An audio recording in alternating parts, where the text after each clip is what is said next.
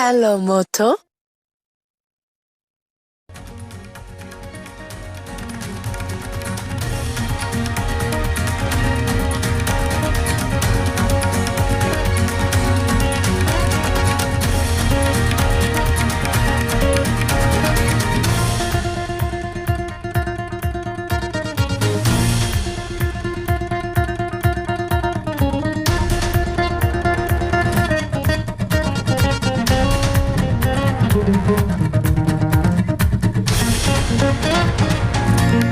Moving globally, trust Agarwal Packers and Movers Limited. 9300 300 300. This is NDTV. And you're watching NDTV 24/7.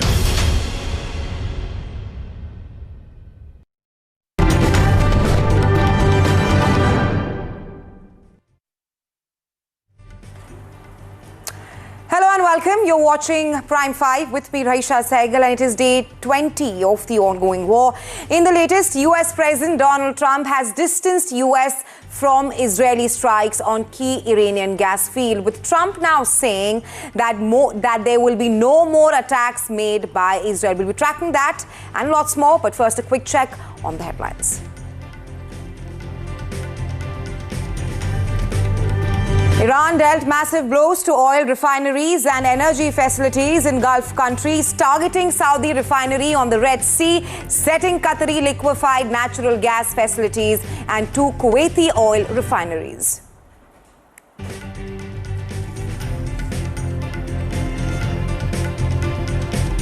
US President Donald Trump slams Israel for attack on Iran's largest gas facility, South Pass, says angry that Israel attacked energy facility, warns Netanyahu of no more attacks on Iran's oil sites.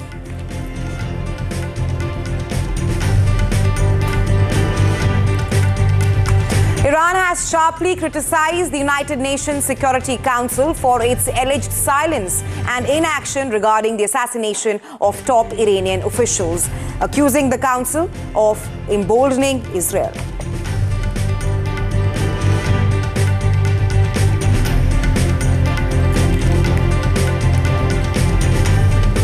Battle for Kerala heats up. Chief Minister Vijayan files nomination from Dharmadam. Former Mizoram Governor Kumanam Rajashekharan enters Kerala politics to fight from Arnamulla on a BJP ticket.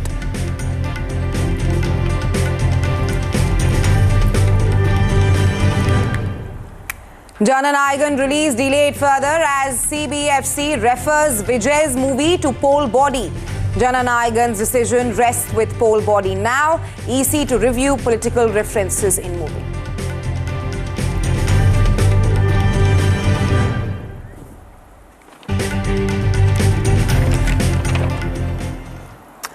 All right, it's day 20 of the ongoing war, and there's been major escalation in war after Iran's biggest gas field was attacked by Israel.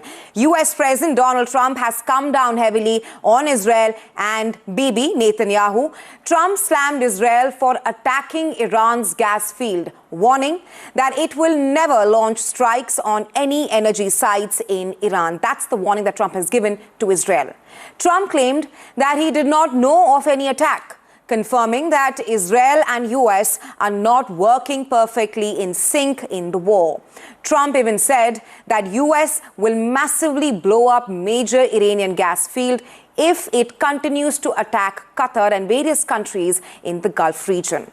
Iran, in retaliation, attacked Qatar's Ras Laffan, which is world's largest LNG hub. Qatar says Iran's attack has caused major damage to the gas facility. The price of gas has also risen sharply in the UK and Europe following an attack on the Ras Laffan energy complex. Israel, meanwhile, on Wednesday struck the world's largest natural gas field, South Pars, in Iran. That's the gas facility that Iran shares with Qatar across the Gulf.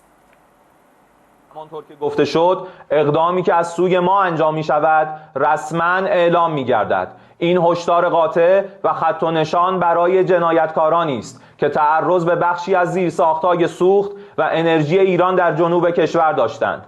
در نتیجه این اقدام زیرساخت‌های سوخت، انرژی و گاز مبدأ تهاجم در اولین فرصت در آتش می‌سوزد و به خاکستر تبدیل می‌شود. به ارتش بزدل و متجاوز آمریکای جنایتکار و رژیم وحشی و کودککش صهیونیستی اعلام می‌کنیم. ناگزیر هستید سربازانتان را به آب انداخته و حیثیتتان را به باد بدهید و بقای خود می‌گردید. دوران قلدری شما تمام شده است. تنها پناه شما برای گریختن از ضربات عملیات کوبنده ایران مقتدر خروج از منطقه. All right, my colleague Disha Bagchi is now joining me live on the story. Disha, at this point of time, we see that, of course, US and Israel launched that attack together. But right now, US seems to be distancing itself from that attack on the Iranian gas facility by Israel. How do you read that? And also, do you perhaps see this as a sign of Trump's willingness to end the war?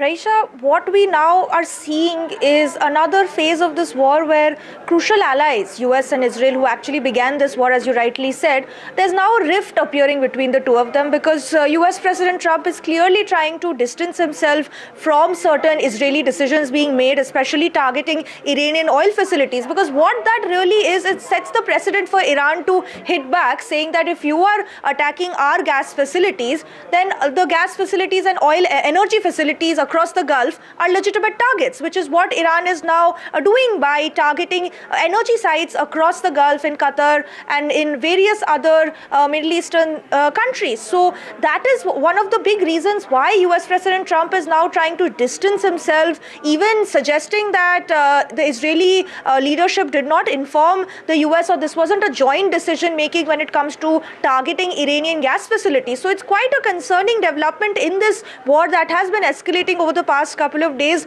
If there is indeed a rift between Israel and the US, this could mean that either the strikes are escalated and they get worse, or it could also mean that Israel might even act on its own while the US might indicate on looking at an off-ramp. Absolutely, Disha. And the big question being that, is Israel not listening to the US President Donald Trump? But thanks for getting us the latest. All right, let's now tell you how Iran continues to target various countries in the Gulf region. Let's now tell you about the energy sites that has been targeted in the ongoing war. First up, on March 19th, the Samara refinery was attacked by Iran. This is situated in Saudi Arabia. Moving on, again on March 19th, Al-Ahmadi oil refinery in Kuwait was attacked by Iran.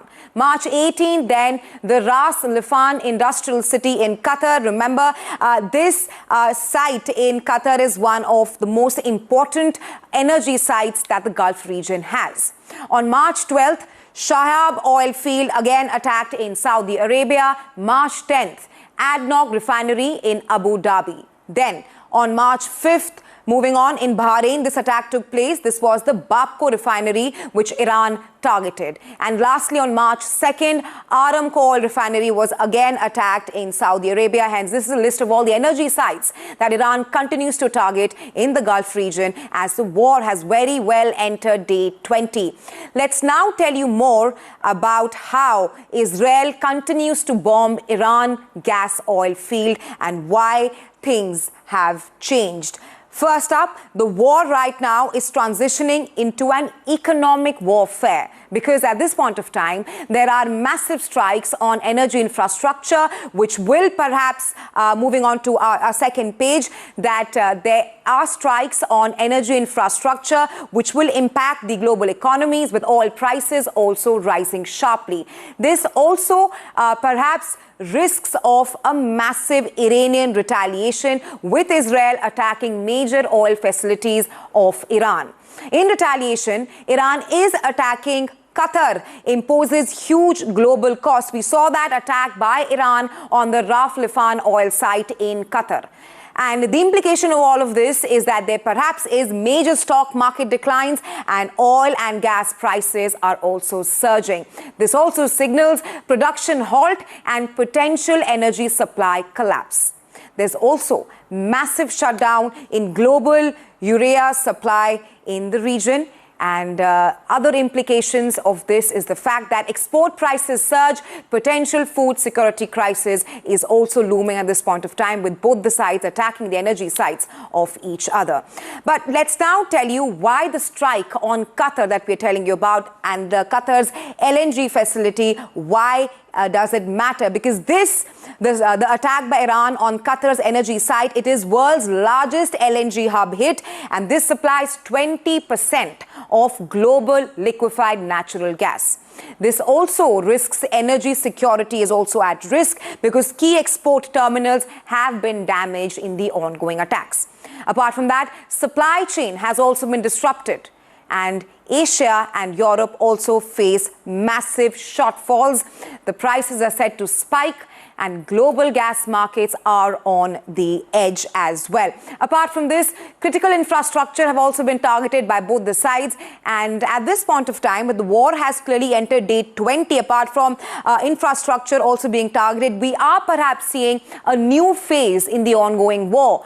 At this point of time, there is no quick fix because repairs could take weeks or even months. We're talking about repairs in the energy infrastructure and even in other major facilities that both Iran and Israel continue to attack. Let's tell you more about what is happening, as war has very well entered day 20, and the Hormuz energy crisis has now reached a new phase of escalation.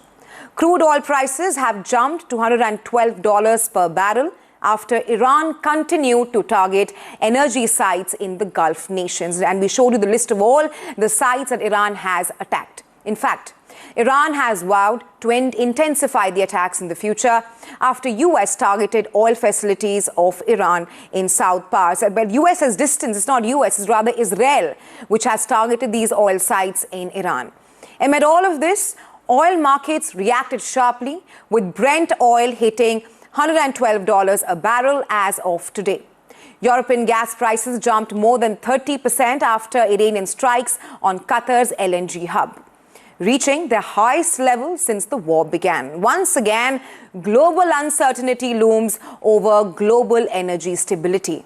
Meanwhile, NATO Secretary General has said that the Hormuz Strait must open up again, and that allies are collectively finding a way to open the strait. Take a listen. When it comes to the Strait of Hormuz, I've been in contact with many allies. We all agree, of course, that strait has to open up again.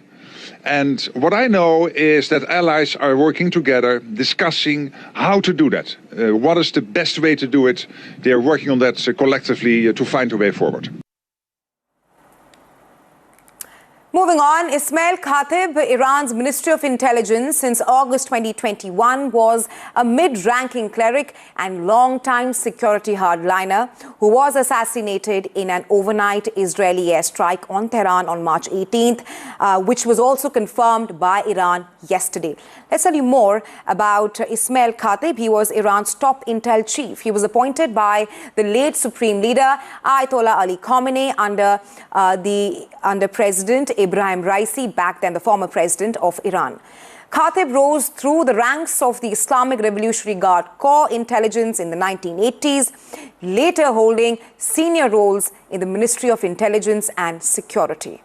Ismail was known for his hardline stance and often played a major role in directing terror operations against Israeli and US targets. And his death, it's not just Ismail Khatib's death, but also top Iranian commanders have been killed in the last 48 hours. The Iranian President Masoud Pezeshkian has called his death a cowardly assassination and the third high-profile killing in about 48 hours.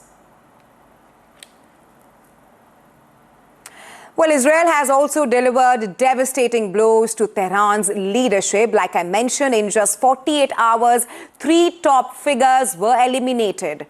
Iran has confirmed all these assassinations, with Iranian President Masoud Pezeshkian mourning the cowardly losses amid funerals and vows of revenge.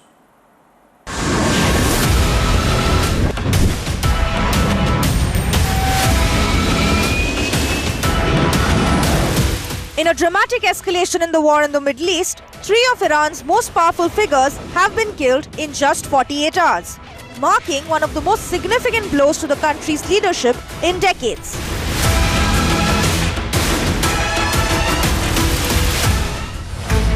First, Ali Larijani, Iran's top security official and head of the Supreme National Security Council, killed in a targeted airstrike in Tehran. Long seen as a key strategist and power broker in Iran, Larijani had effectively been steering Tehran's wartime decisions. His death is a major rupture at the very core of Iran's already crumbling command structure. In a parallel strike, Israel confirmed the killing of Gholam Reza Soleimani, the commander of the Basij paramilitary force. The Basij has been central to Iran's internal security and the crackdown operations, and its leadership plays a central role in maintaining control during times of unrest. And then overnight, the conflict escalated even further. Israel announced that it had assassinated Ismail Khatib, Iran's intelligence chief, in another precision strike. Khatib oversaw Iran's intelligence network and covert operations, both domestically and internationally, making him one of the most powerful figures in the country's security apparatus. 3 high-profile assassinations, 2 days, one clear message. Israeli officials say these strikes are part of a broader campaign to dismantle Iran's leadership and military command from the top down. The impact is already being felt across the Gulf. עוצמת התקיפות באיראן עולה מדרגה. אנחנו בעיצומה של ישורת ההכרעה.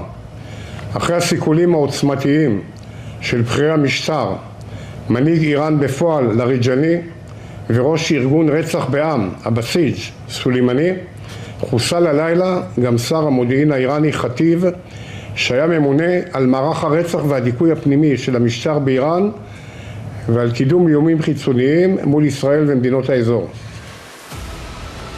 Iran has vowed decisive retaliation, launching missile strikes and warning of severe consequences as tensions spiral across the region. With senior leadership eliminated in rapid succession, questions now loom over Iran's chain of command and how far this conflict could escalate. This is no longer just a war of territory. It's a war targeting the very leadership of Iran, and it's entering a dangerous new phase. Bureau Report, NDTV. All right, while we've given you a lowdown of what's happening in Israel and Iran, let's now tell you what's happening in the United States of America. Joe Kent, who recently resigned as head of the U.S. National Counter-Terrorism Center, has said in an interview with Tucker Carlson that Israel had pulled the U.S. into the ongoing war with Iran and was influencing American policy in West Asia. Not just that, Kent referred to comments by U.S. Secretary of State Marco Rubio, who argued that Iran posed an imminent threat to not just Israel, but also to the U.S. Kent alleges that reasoning is flawed, arguing that there was little evidence that Iran would act without any kind of provocation. The former Trump official added that the late Iranian Supreme Leader Ayatollah Ali Khamenei had been restraining Iran's nuclear ambitions before his death. And this claim that Joe Kent has made in that interview contradicts the justification offered by U.S. officials. Ayatollah Khamenei, the former Supreme Leader, was killed on the first day of the war. Kent warned that removing him could strengthen the Iranian leadership rather than weaken it. I did not know, but I know how this works. I know the Israeli officials, some in intelligence, some in government, will come to U.S. government officials, and they will say all kinds of things that we know from our intelligence just simply isn't true. And they'll say, hey, I'm giving you a preview. It's not in intelligence channels yet, but here's what's going to happen. And that doesn't usually come to wait. And I think this speaks to the broader issue. Who is in charge of our policy in the Middle East? Who is in charge of when we decide to go to war or not? In this case, with what the Secretary described, and later on the President, later on the Speaker of the House, and the way the events played out, the Israelis drove the decision to take this action, which we knew would set off a series of events, meaning the Iranians would retaliate. Moving on, US Intelligence Chief Tulsi Gabbard has now issued a strong warning on Pakistan, presenting the intelligence community's 2026 annual threat assessment on Wednesday. Gabbard underlined that Pakistan is developing long-range ballistic missiles that could target the United States of America. She told lawmakers that Pakistan's missile program may soon include intercontinental capability able to strike the US homeland. The number of missiles that could hit the US is expected to jump from over 3,000 today to more than 16,000 by 2035. Gabbard also mentioned that Russia, China, North Korea and Iran, all these countries alongside Pakistan also remain the most significant nuclear threats to the United States of America. The intelligence community assesses that Russia, China, North Korea, Iran, and Pakistan have been researching and developing an array of novel, advanced, or traditional missile delivery systems with nuclear and conventional payloads that put our homeland within range. The IC assesses that threats to the homeland will expand collectively to more than 16,000 missiles by 2035, from the current assessed figure of more than 3,000 missiles. The IC assesses that China and Russia are developing advanced delivery systems meant to be capable of penetrating or bypassing US missile defenses. Meanwhile, the government today said that the LPG situation in the country remains under watch amid tensions in the Middle East, but stressed that there is no panic buying at the moment. The government is also urging consumers who have the option to shift from LPG to PNG, with over 5,600 users already making the switch in the last 3 days. Petroleum Ministry officials said that crude supplies and refinery operations remain normal and no fuel dry-outs have been reported across the country. Well, the Joint Secretary Sujata Sharma noted that nearly 90% of India's LPG imports come from Middle East, making the sector sensitive to regional conflict. While online LPG bookings had surged earlier, the government says that panic booking has now dropped majorly, with around 57 lakh refill requests recorded yesterday itself. War है, उसका impact भी हमारे ऊपर है. Almost 90% of our import was from Middle East. LNG की बात करें तो 47% of our import was from Qatar. We are trying to pick up the cargoes from other sources, and now some of our LPG is also coming from US. इसी तरह LNG के अंदर Qatar definitely एक बहुत बड़ा supplier है, but इसके अलावा there are other suppliers also. For example, US. भारतीय फ्लैग के जहाज और नाविक सभी सुरक्षित हैं और उस क्षेत्र में गल्फ रीजन में पिछले 24 घंटों में कोई भी समुद्री घटना की सूचना नहीं है। वर्तमान में जहाज़ों की स्थिति जो 22 की थी west of strait of Hormuz Persian Gulf में, उसमें कोई बदलाव नहीं है। उसमें 611 भारतीय नाविक सवार हैं और सुरक्षित हैं। डीजी शिपिंग जहाज के मालिकों के साथ, जो उनकी एम्प्लॉयमेंट एजेंसी है उनके साथ, और रिस्पेक्टिव भारतीय मिशन के साथ समन्वय की स्थिति में लगातार निगरानी कर रहा है। We're slipping into a very short break, but come right back. Coming up next is our managing editor, Shiv Arur's exclusive interview with the Israeli ambassador as war has very well entered day 20. Come right back for that exclusive interview.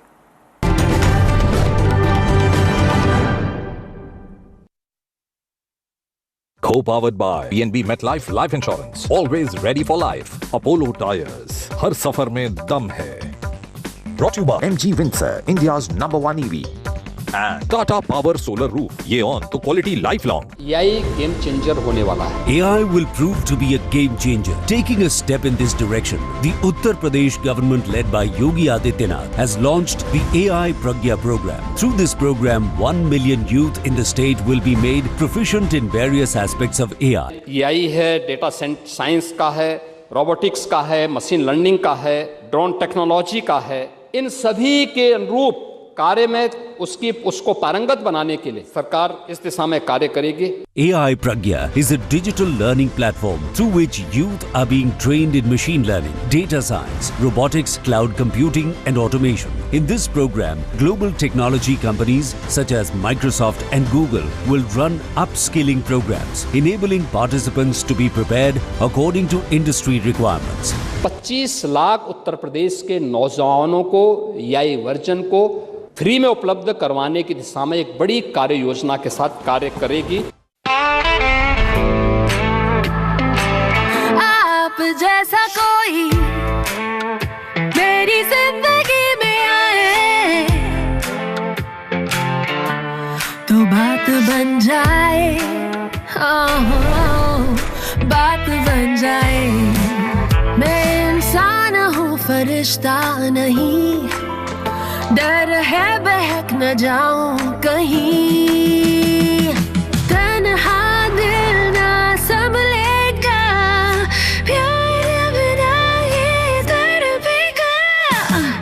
आप जैसा EcoLink Energy Saving BLDC Fans Smartly Redesigned। खूबसूरत वादियों, घने जंगलों और नदियों के बीच बसा उत्तराखंड इको टूरिज्म का नया हॉटस्पॉट बन रहा है। मुख्यमंत्री पुष्कर सिंह धामी के विजन के अनुरूप प्रदेश में इको टूरिज्म के विस्तार की नई संभावनाएं तलाशी जा रही हैं, जिसके बाद यहां आने वाले पर्यटक न सिर्फ प्राकृतिक सौंदर्य को निहार सकेंगे, बल्कि प्रकृति के बीच रहकर एक अद्भुत एहसास का अनुभव कर सकेंगे। पर्यटकों को forest trekking, bird watching, wildlife safari, heritage trail, eco camping, nature adventure, nature garden, cycling जैसी गतिविधियों की सुविधा होगी। पहले चरण में आशा रोड़ी, झाझरा, देवलसारी, कनासर, खिरसू, बिनसर, किलबरी, मुनस्यारी जैसी 12 से 15 इको टूरिज्म साइट्स को विकसित किया जा रहा है। इको टूरिज्म की पहल से पर्यटक प्रकृति के करीब रहकर एक जिम्मेदार और सस्टेनेबल टूरिज्म का अनुभव ले सकेंगे। एक और जहां राज्य में हम युवाओं को नेचर गाइड बना रहे हैं, ट्रैकिंग गाइड, इको टूरिज्म उद्यमी जैसे अनेक क्षेत्रों में आज उनको प्रशिक्षित किया जा रहा है, वहीं हम स्थानीय समुदाय को वन्य जीव संरक्षण और पर्यटन से जोड़कर उनकी आजीविका बढ़ाने के लिए काम कर रहे हैं। योजना के तहत स्थानीय लोगों को होम स्टे, गाइड, हस्तशिल्प और स्थानीय उत्पादों के जरिए रोजगार के नए अवसर भी मिलेंगे। योजना की खास बात यह है कि किसी एक जगह को नहीं, बल्कि आसपास के क्षेत्रों को जोड़कर पूरा डेस्टिनेशन क्लस्टर तैयार किया जाएगा, जिससे पर्यटक एक ही ट्रिप में कई दर्शनीय स्थलों का आनंद ले सकेंगे। आने वाले समय में इको टूरिज्म डेस्टिनेशन उत्तराखंड की पहचान को देश विदेश में और मजबूत करेंगे। पर्यटन को नए आयाम दे रही सरकार, इको टूरिज्म का हो रहा विस्तार। एक नए भारत की शुरुआत, a healthy nation, a healthy India. Possible with one simple habit, hygiene. Dettol बनेगा स्वस्थ इंडिया, unites us all. लेकिन ये जिम्मेदारी किसी अकेले की नहीं, हम सब की है, क्योंकि जब हाइजीन बनेगी हर घर की पहचान, तभी तो होगा एक स्वस्थ और विकसित भारत का निर्माण। I am the change. I am the change. I am the change. I am the change.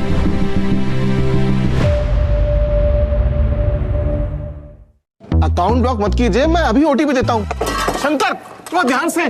Sir आप थोड़ा ध्यान से। बैंक कभी ओटीपी, पिन या आपकी पर्सनल जानकारी नहीं मांगता। ये फ्रॉड है, फ्रॉड। आरबीआई कहता है ओटीपी या पिन के लिए कॉल या मैसेज आए तो थोड़ा ध्यान से।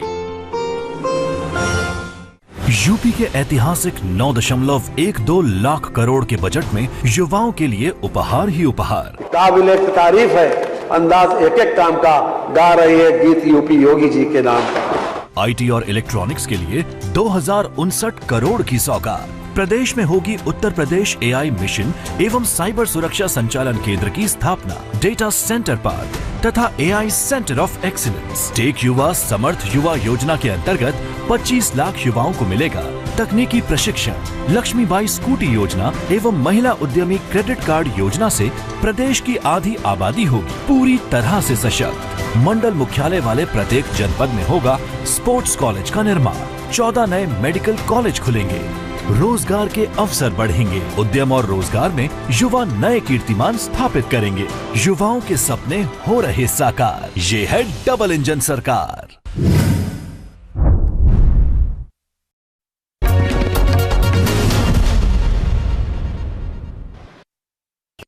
Three weeks into this war, beyond the killing of the supreme leader of Iran, Ali Khamenei, the 3-week mark has probably seen the biggest escalation.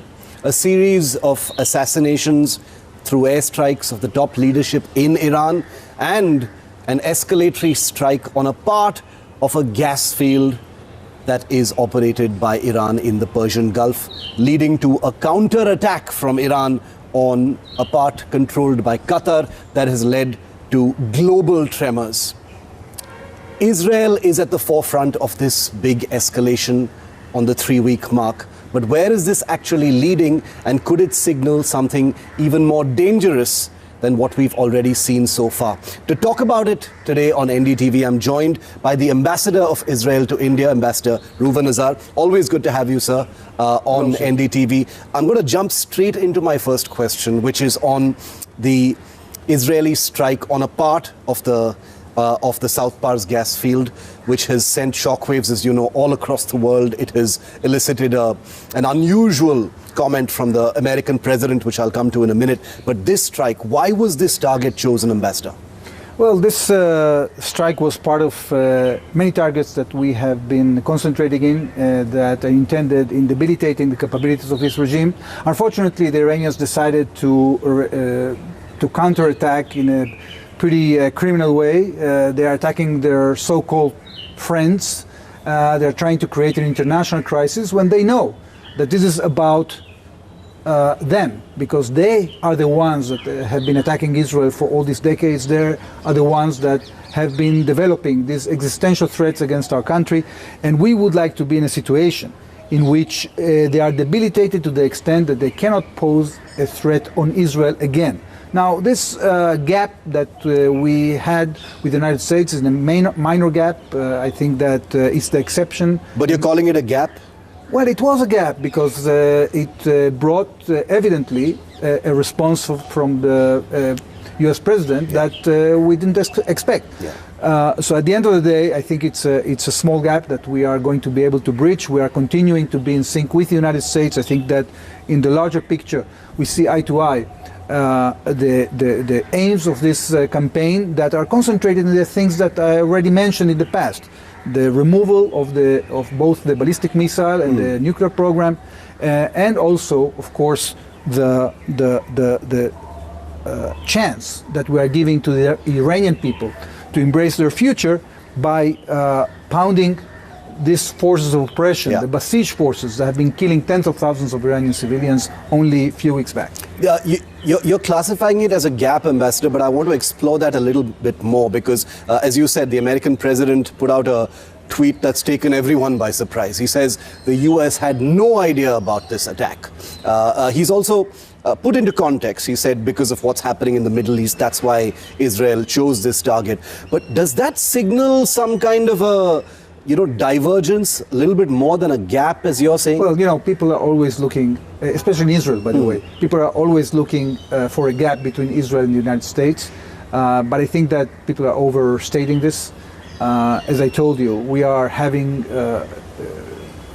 common goals in this campaign. We'll continue to work with the American president and with the entire American military machinery and top brass in order to advance the goals of this confrontation. Okay, but United States talks about or acknowledges this crossfire that's taken place in the gas fields, between Qatar and Iran. Doesn't that signal that this war has reached a point, Ambassador, where nobody can ignore it any longer? You've got the United States president saying, we didn't know about this. You've got some of his officials telling American media, but that's rubbish. Of course, there was consent, and this is still very much a joint operation. Which one is correct? Because, the world is confused right now. Because at the beginning of the war, it seemed like this was a very in sync US-Israel operation. Now you've got the US president saying, hey, we didn't know about this. I understand what you're saying, that it's a minor gap, but this is about a place that supplies most of the world's gas.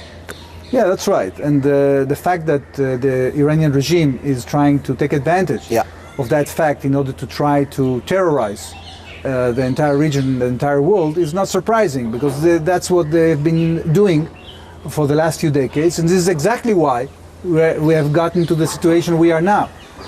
Look, we have to be patient with this. We said at the outset this is going to take a few weeks. As time goes by, we are advancing with our military goals. We have been able to penetrate even deeper into the echelons of the Iranian regime's leadership. We just yesterday managed to take out the head of the Iranian intelligence that just bragged only a few months back after the June attack that they have apprehended all the Mossad agents. So as time passes by, we're getting more and more cooperation from Iranian citizens that want to see this country go onto a better path.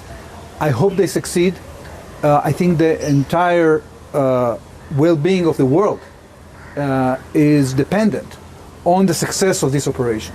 Because I think that we should be in a situation, we deserve of being in a situation in which no longer we are under the shadow of this, the terror coming from this regime that is undermining the prospects of prosperity of the countries in the Gulf, of Israel, and of the world. I'm going to come to the killings of some of those, leading figures in Iran in just a moment, Ambassador. But just to close out this particular segment on the, on the attacks on the gas fields, the US president once again has basically, in full caps, which he usually does sometimes for emphasis in his social media posts, has said no more attacks of this kind. Is Israel going to listen to that? Well, we always take into account the opinion of our biggest ally, because we have a lot of trust, because I think we have a common interest. And eventually, I think that we will be able to fulfill our goals that at least are going to significantly debilitate the capability of this regime to continue to throw havoc in our region, and going to open the horizons for more stability and more cooperation and more prosperity, not just for our sake, but also for the sake of countries like India that only recently have signed so many trade agreements and are waiting to see movement of trillions of dollars of merchandise through West Asia.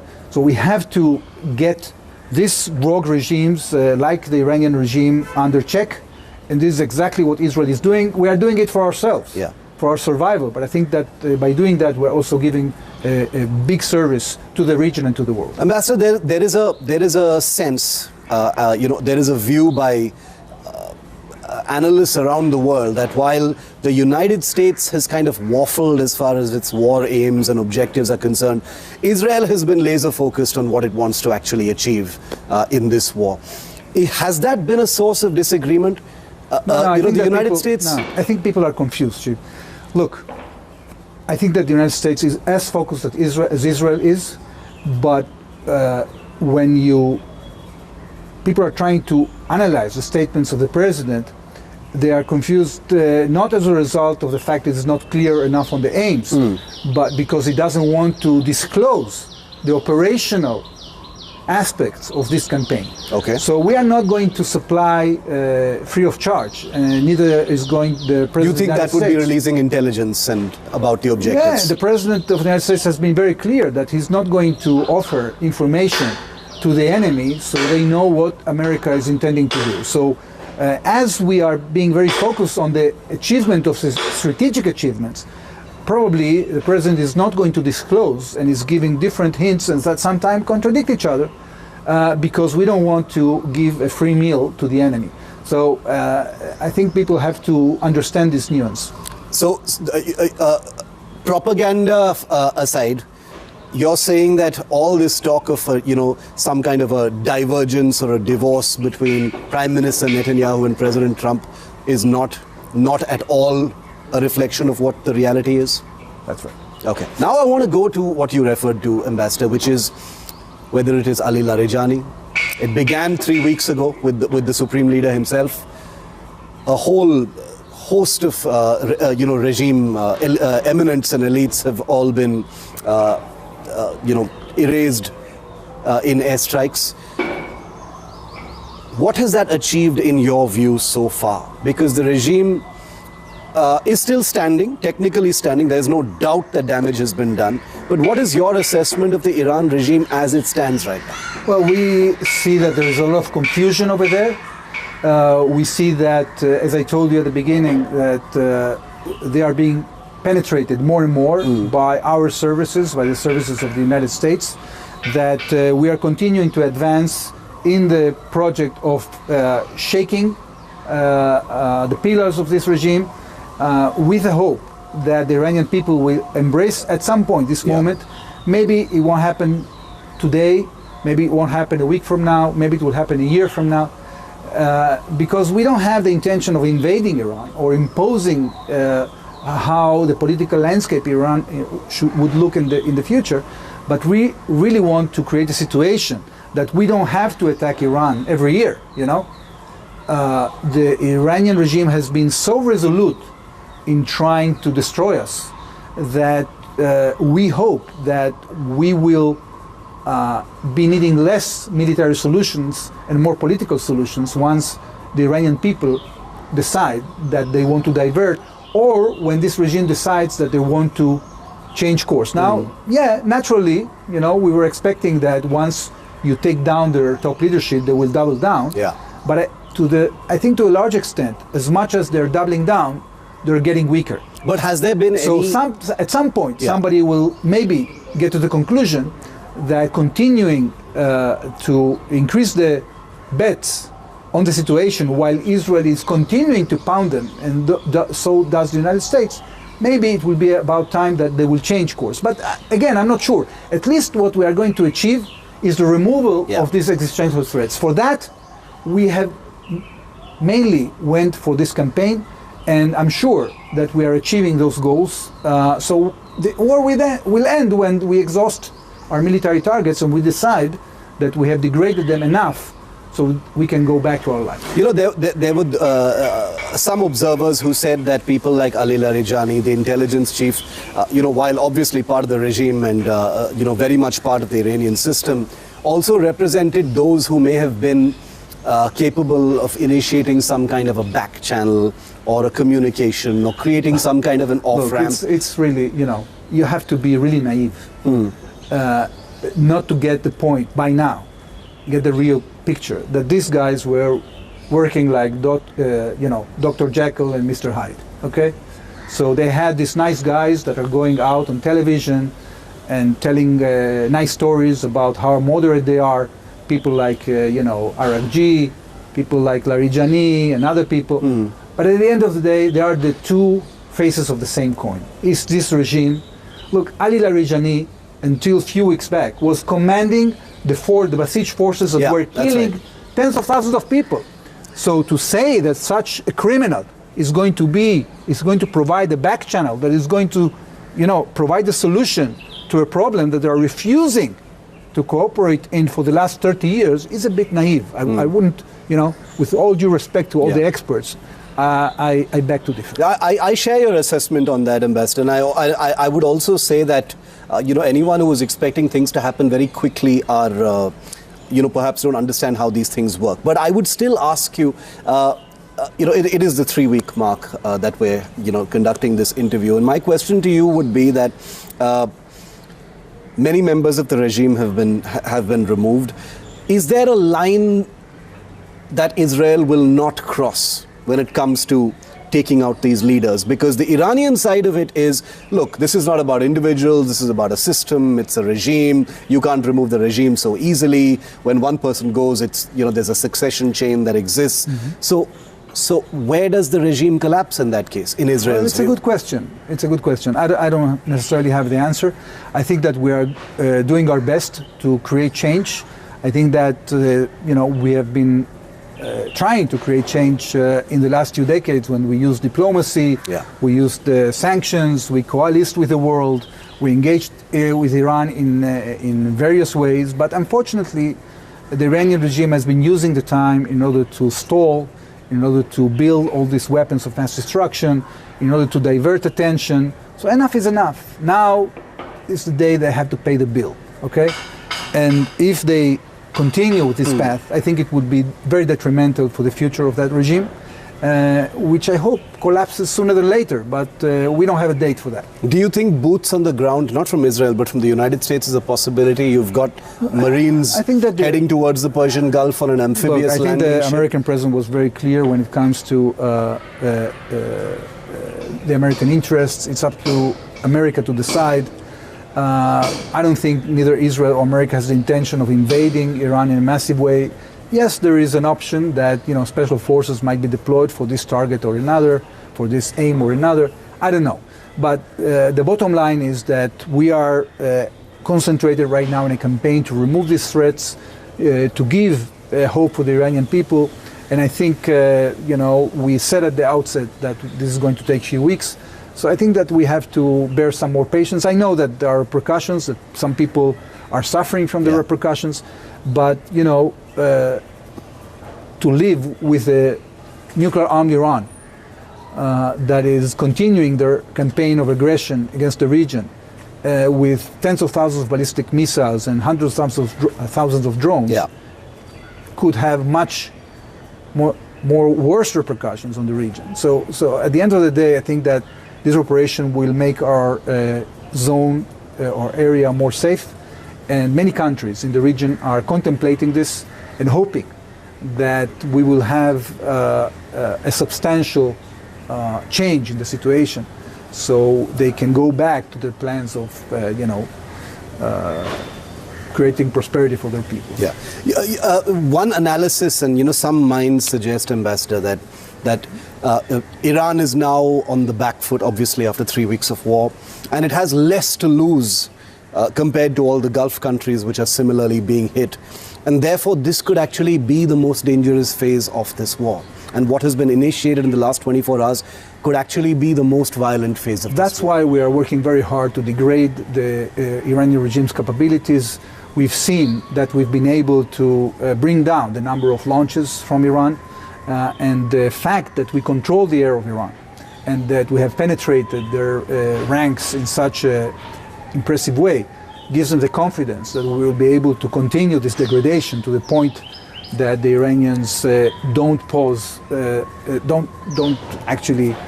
are not able to continue threatening the region the way they are doing. Israel is very well known and globally reputed to have good human intelligence on the ground, and that's one of the reasons why it's able to conduct the operations in the way that it does. What are the voices from Iran telling you? Because from the outside it appears that the regime is standing. There is no obvious or visible uprising or revolt by the people to overthrow what's left of the regime, Ambassador. Is there some kind of a tipping point? Is there something on the ground that Israel is hoping to engender? Look, first of all, in terms of a power shift in the country. That's the million-dollar question. We don't have a good answer for that. I think that what we are hearing from the people of Iran is a huge plea to do something, to get them rid of this oppressing machinery that has been killing them, torturing them, raping them for so many years. I hope we succeed. I hope the Iranian people succeed. It remains to be seen. We have limited. Unfortunately, we don't have the tools, to go beyond what we are doing because we are a small country. We are trying to do what is best in order to get us to survive, to remove these terrible threats, but we cannot do all the job. At the end of the day, although it's very difficult, the Iranian people will have to complement the job and do the work itself and define its future for its own sake. How do you view the fact that NATO and countries like Japan, Australia, etc., haven't directly responded to President Trump's call for participation in the Strait of Hormuz crisis specifically? Did that surprise you? Not a single country has actually stepped forward to say, okay, here we are, we're going to enter and do something for you. Yeah, I'm not sure there's not a single country. I think eventually countries will join the United States when they see that we are seeing this through, when we are succeeding. Many countries will join because countries want to join the winners and not to join the losers. So probably they will continue standing in the fence until they see what happens on the ground, because everybody has the interest, I think, to see this regime being debilitated. Or at least everybody wants to renew the free movement in the Straits of Hormuz. That was going to be my next question. The Strait of Hormuz situation is now nearly 2 weeks old within the war itself, and most countries were perhaps hoping or at least expecting that by now things would not reach a point of no return. But with this latest exchange in the Persian Gulf on the gas fields, there's a sense of alarm across the world that, far from the Strait of Hormuz crisis being resolved, it could actually spiral out of control. How do you see that playing out, Ambassador? Because this goes beyond the US, Israel and Iran. These are the Gulf countries, these are Russia, there's India, there's China, all the other countries as well. My answer is very simple.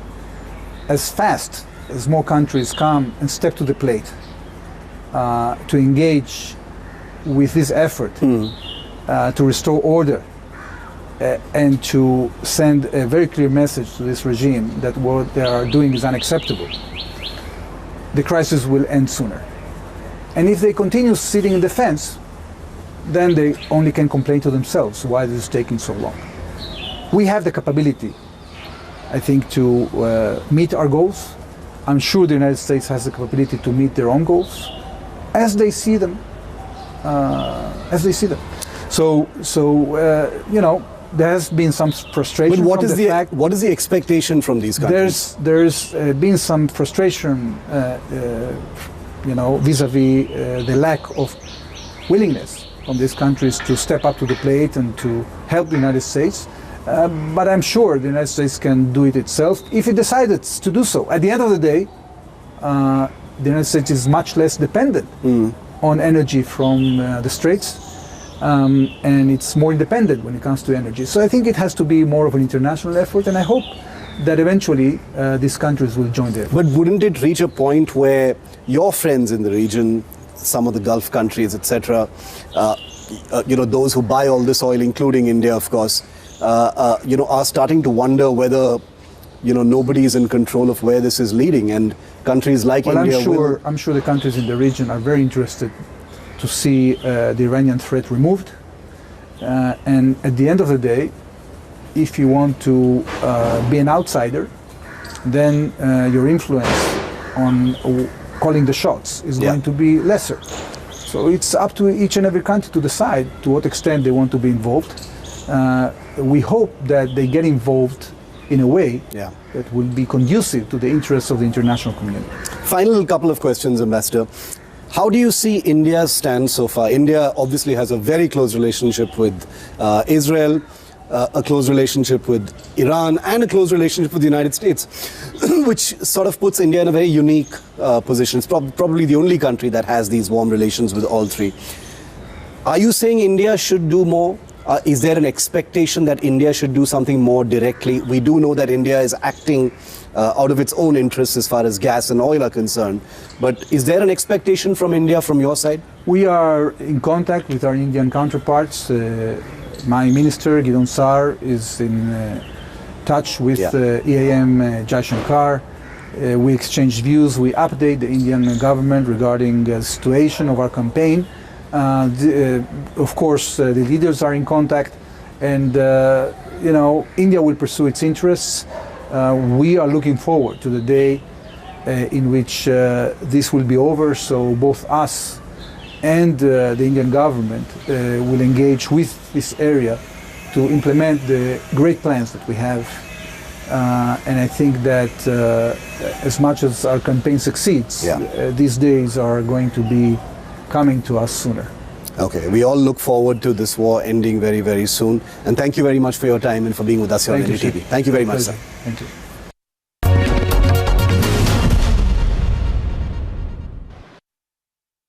UP के ऐतिहासिक 9.12 लाख करोड़ के budget में युवाओं के लिए उपहार ही उपहार। काबिले तारीफ है अंदाज एक एक काम का, गा रही है गीत यूपी योगी जी के नाम का। IT और इलेक्ट्रॉनिक्स के लिए 2059 करोड़ की सौगात। प्रदेश में होगी उत्तर प्रदेश AI मिशन एवं साइबर सुरक्षा संचालन केंद्र की स्थापना। डेटा सेंटर पार्क तथा AI centre of excellence. Tech युवा समर्थ युवा योजना के अंतर्गत 25 लाख युवाओं को मिलेगा तकनीकी प्रशिक्षण। लक्ष्मीबाई स्कूटी योजना एवं महिला उद्यमी क्रेडिट कार्ड योजना से प्रदेश की आधी आबादी होगी पूरी तरह से सशक्त। मंडल मुख्यालय वाले प्रत्येक जनपद में होगा स्पोर्ट्स कॉलेज का निर्माण। 14 नए मेडिकल कॉलेज खुलेंगे। रोजगार के अवसर बढ़ेंगे। उद्यम और रोजगार में युवा नए कीर्तिमान स्थापित करेंगे। युवाओं के सपने हो रहे साकार। ये है डबल इंजन सरकार। आप जैसा कोई मेरी जिंदगी में आए तो बात बन जाए। Ecolink energy saving BLDC fans smartly redesigned. हर मोहल्ले का अपना क्लिनिक। मुफ्त डॉक्टरी सलाह, मुफ्त जांच, मुफ्त दवाइयाँ, बस 4 कदम और बढ़िया इलाज। पंजाब की भगवंत मान सरकार ने राज्य भर में अब तक 881 आम आदमी क्लिनिक की शुरुआत की, जहां हर दिन 73,000 लोगों का मुफ्त इलाज किया जा रहा है।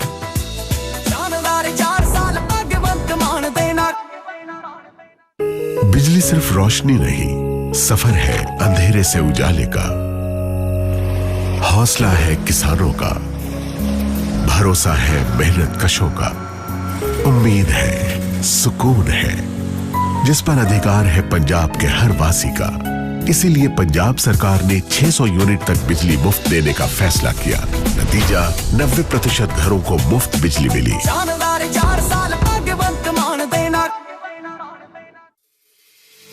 शिक्षा का सूरज उगा और कारवां निकल पड़ा।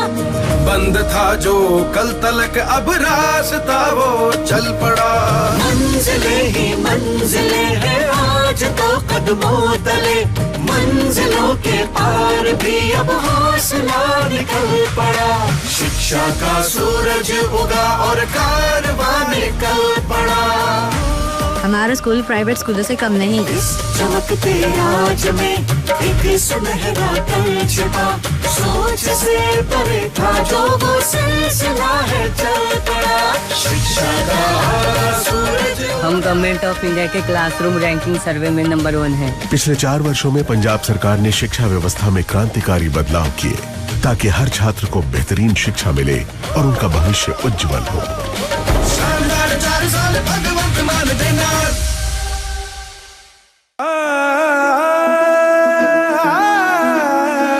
लहलहाती फसलों से धरती, हर चेहरे पर है मुस्कान। खुशहाल हुआ है अपना किसान, पंजाब की शान, पंजाब की जान। किसानों को सिंचाई के लिए 20% की सब्सिडी के साथ दिन में भी बिजली उपलब्ध।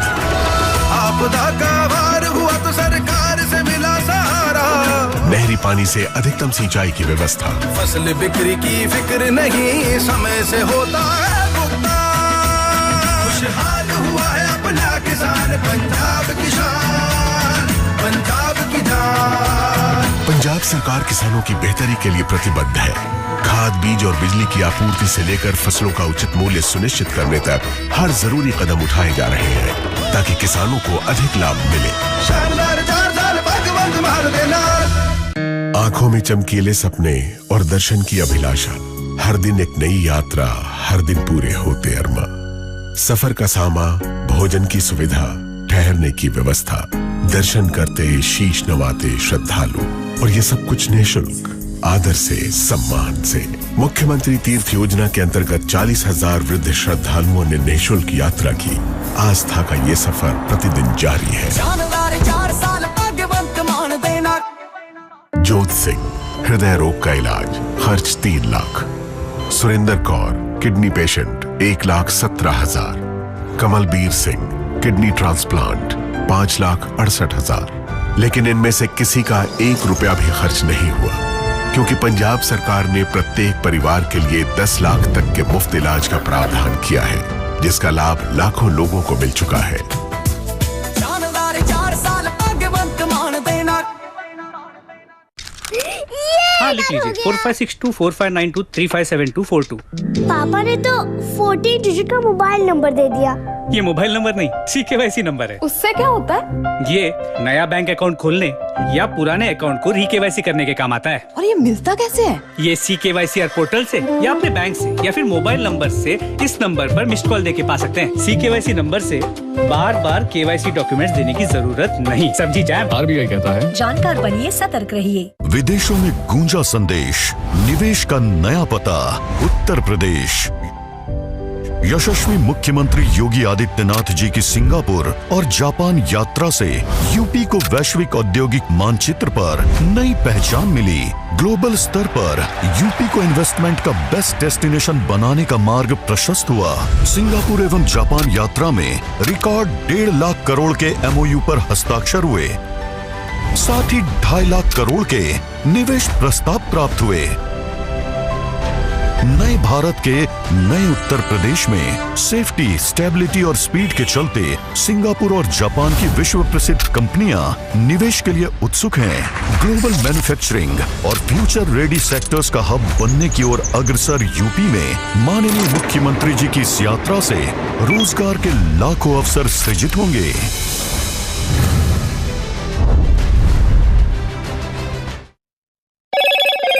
Hello motto.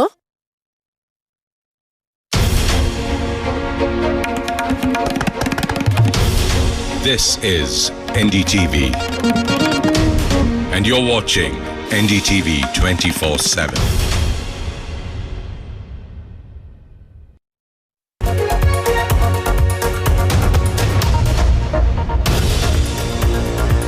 Hello everybody, you're watching NDTV. India is keeping a very close watch on the unfolding Israel-Iran conflict, and it is mindful that nearly 90% of its LPG imports come from the Middle East. In fact, officials from the Petroleum Ministry and other ministries have reassured reporters and the country today in a press conference that crude supplies and refinery operations remain stable in this country with no fuel shortages that have been reported till now. While online LPG bookings had spiked earlier, officials said that panic buying has eased now with 57 lakh refill requests recorded yesterday and more than 5,600 consumers shifting from LPG to PNG in recent days. That was part of an official briefing by the ministries today. Now, the government has urged calm, noting that the situation remains under control despite regional tensions. Meanwhile, the war has intensified after Israel struck Iran's South Pass gas field, prompting Iran to retaliate with missile attacks on energy facilities in Qatar, Saudi Arabia and several other countries. Fires broke out in Qatar's Ras Laffan industrial city, and tanker traffic through the Strait of Hormuz has slowed down, nudging crude prices upwards. That spike that was precedented, but with India importing close to 88% of its crude oil, the question now is how long can this country remain insulated from the economic ripple effects of a conflict that has begun to target vital energy infrastructure? That's the big question that we ask. Let's take a look at some reactions. War है, उसका impact भी हमारे ऊपर है. Almost 90% of our import was from Middle East. LNG की बात करें तो 47% of our import was from Qatar. We are trying to pick up the cargoes from other sources, and now some of our LPG is also coming from US. इसी तरह LNG के अंदर Qatar definitely एक बहुत बड़ा supplier है, but इसके अलावा there are other suppliers also. For example, US. भारतीय फ्लैग के जहाज और नाविक सभी सुरक्षित हैं और उस क्षेत्र में गल्फ रीजन में पिछले 24 घंटों में कोई भी समुद्री घटना की सूचना नहीं है. वर्तमान में जहाज़ों की स्थिति जो 22 की थी west of strait of Hormuz Persian Gulf में, उसमें कोई बदलाव नहीं है. उसमें 611 भारतीय नाविक सवार हैं और सुरक्षित हैं. डीजी शिपिंग जहाज के मालिकों के साथ, जो उनकी एम्प्लॉयमेंट एजेंसी है उनके साथ, और रिस्पेक्टिव भारतीय मिशन के साथ समन्वय की स्थिति में लगातार निगरानी कर रहा है. Joining us now is Zaki Zaidi. He is an Iran affairs expert. He's also a former researcher, IDSA. We also have Dr. Brahma Chelani. He's a strategic affairs expert and also the former advisor to India's National Security Council. Thank you all of you for being part of this broadcast. Dr. Brahma Chelani, to you first. The economic dimension of the crisis is perhaps the most immediate concern to all of us because clearly, like the Joint Secretary also explained, 88% of crude oil comes from the Middle East, and any disruption in the Strait of Hormuz, like we've been discussing, is problematic for this country. How bad is the war going to be for India and also for India's diplomatic efforts? Because it looks that on one side India is making those diplomatic efforts, but on the other hand, this constant explosion strikes also seem to be having a dent on that. You're absolutely right. If you compare this war with the Ukraine war had a global impact. But the impact of the Ukraine war on the Indian economy was indirect, principally by raising oil prices initially. But this war against Iran, launched by the US and Israel, is having a direct impact on the Indian economy for several reasons. One is India's heavy dependence on oil and gas from the Middle East, the presence of 9.3 million Indian citizens in the Gulf, and the very fact that India's economy is structurally sensitive to Middle East developments. With every 10% rise in global oil prices, India's inflation can rise by nearly 1%, and GDP growth can be shaped by 20 to 25 basis points. In fact, a $10 increase in the Brent benchmark adds about $14 billion to India's annual oil import bill. So you can imagine now that the price of the Brent benchmark for oil has reached $114 a barrel. India's economy is taking a major hit, and to make matters worse, the falling rupee, which has recently hit a record low and it continues to sink, sharply increases India's import bill, particularly for energy and essential commodities. So overall, this war, the longer it lasts, the greater harm it will cause to India's growth prospects and to its overall economic growth story. Okay, that remains our concern, and thank you for putting it out so well. Mr. Zaidi, when it comes to the Islamic Revolutionary Guard Corps, and I'm talking about this because there seems to be no de-escalation in this war, the IRGC issued an alert that it would respond to the South Pass hit by attacking oil gas facilities in Qatar and other Gulf states, and it's exactly done that. Now, initially, there used to be doubts that Iran is already facing financial crisis. It doesn't have appetite for war. Israel is fighting multiple wars, so it's all going to probably end soon. But that doesn't seem to be happening. It has been 3 weeks. There is no de-escalation. Where do you see this going? See, there are two things. First, Iran has nothing to lose. It has already been under sanctions for a decade, more than a decade. And the other thing is, Iran in this war, in the previous 12 days war and the war that is happening for more than 2 weeks, it has lost a huge chunk of military as well as civilian infrastructure. And now the target on their oil refineries and the oil infrastructure, which makes a big chunk of their revenue, is their major red line. And Iran has made its policy very clear that if you are going to hurt my economic assets, you are going to pay it back by the whole region. It has to pay it back, and that is actually happening. And you say when Israel, US jointly attacked the South Pars gas field, LNG gas field, because it largely serves domestic energy requirements in Iran, it attacked Qatar, UAE, all across the region. Qatar, which is a major supplier for India's liquefied natural gas, almost 50% of our imports come from there. So it's in a very difficult situation. And you can see that Trump walking back from that threat that, okay, we are not, from now on, Absolutely. we are not going So we're going to discuss that in just a bit. We also have a breaking news right now. U.S. Defense Secretary has issued a big statement on war. Pete Hegseth has said that United States of America will finish this war. This is a big statement coming in from the Defense Secretary of the U.S. He has said that objectives in Iran haven't changed. He has also said that U.S. and Israel have struck 7,000 targets in Iran today and that U.S. will finish the war. He has also said that today again will be the largest strike package on Iran and that Iran's ability to make new missiles have been hit the hardest. And he has repeated that 7,000 targets have been hit in Iran alone. Let's take a look at what he said. Our objectives, given directly from our America First president, remain exactly what they were on day one. These are not the media's objectives, not Iran's objectives, not new objectives, our objectives. Unchanged, on target, and on plan. Destroy missiles, launchers, and Iran's defense industrial base so they cannot rebuild. Destroy their navy, and Iran never gets a nuclear weapon. Our objectives from day one.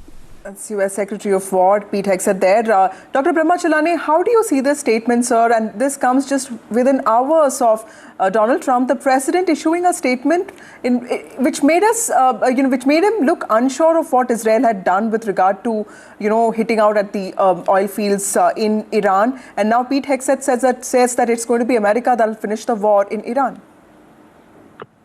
What we're seeing is incremental escalation. Operation Epic Fury, as Trump named his operation against Iran, that operation, instead of being Epic Fury, is in danger of becoming Operation Epic Failure. Trump is losing control of the war. So how is he responding? By gradually escalating. If the Vietnam War taught anything, it is that incremental escalation can quietly turn a limited war into an open-ended war. In fact, wars have a habit of expanding precisely when leaders think they're in control of the conflict. So today, what we're seeing is a clear sign of desperation in Washington, because they thought that by decapitating Iran's leadership, and by striking its military infrastructure in a major way, the regime in Tehran would collapse. It would capitulate. But what we are seeing is the opposite, that decapitation has created a martyrdom halo in Iran, unifying an otherwise divided society. Iran has come together. It's fighting for survival, especially the Islamic Republic, if not the whole country, is fighting for survival. And that has helped unify elements within the system that were earlier not seen as being on the same page. And I think what this trajectory of the war is telling us is that the more the US and Israel escalate, the more they're going to get dragged into this war. Okay. The only way out is through diplomacy and dialogue. Okay. Mr. Zaidi, let me also talk about what's happening in the Middle East. I was looking at Saudi Arabia's foreign minister's statement yesterday, and he suggests that Iran's decision to attack Qatar's Ras Laffan complex, as well as targets in Riyadh, while a diplomatic meeting was taking place, he says that this was a calculated attempt by Iran to blackmail Arab and Islamic countries. And he also went on to say that Iranian attacks against the Gulf nations are pre-planned and pre-organized, well thought out.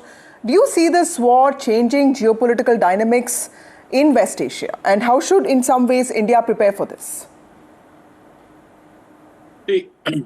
Iran was very clear. They have been saying for years that if their interests are attacked, because these surrounding Gulf states host, American military and economic interests. So naturally, they become target. And 2 days back, Iran claimed that they had evidence that fighter jets and missiles are being launched from the neighboring states, maybe Saudi Arabia, Qatar, Bahrain. it is, and another thing was that these Gulf states didn't condemn basically in very clear terms on the Israeli-American aggression on Iran, but when the Iran retaliated, they came very heavily on them, and they also know that Iran, because it has very clearly mentioned since beginning that the war on Iran, the whole region is going to pay the price, and that's what is actually happening. Absolutely, that's an important point, Dr. Chilani. I'll also want you to talk a little bit about how are Americans looking at what is happening, especially with regard to Israel and US's role in this, because yesterday we saw what was happening in the public hearing by administration officials yesterday. Donald Trump's claims have also been questioned, and there is a fear that the American society will also be concerned about rising prices. How is America, especially the support base of Donald Trump, going to look at this? That's a good question. This is a very unpopular war in the US. Normally what happens is that when the US initiates a war, and the US has invaded or attacked a number of countries over the years, the American public, by and large, tends to rally around the flag whenever a war is initiated by the US. But in this war, from the very outset, from the word go, the vast majority of Americans were opposed to this war and remained opposed to the war. In fact, support for the war was already low, but it's further shrinking within the US. Okay. The problem is this, that at home, Trump's attempt to exercise untrampled presidential power has been constrained by US courts. We have seen how US courts have intervened and nullified several of his actions. But Trump's exercise of American power overseas has no check. That's the reason why he did what he did in Venezuela. The country is in de facto control of the US today. He's today slowly strangling Cuba through a blockade. Right. And the world is watching silently. And at the same time, he's waging war against Iran. Right. The reason why his power, his exercise of American power overseas, has no check, is that the UN has been marginalized.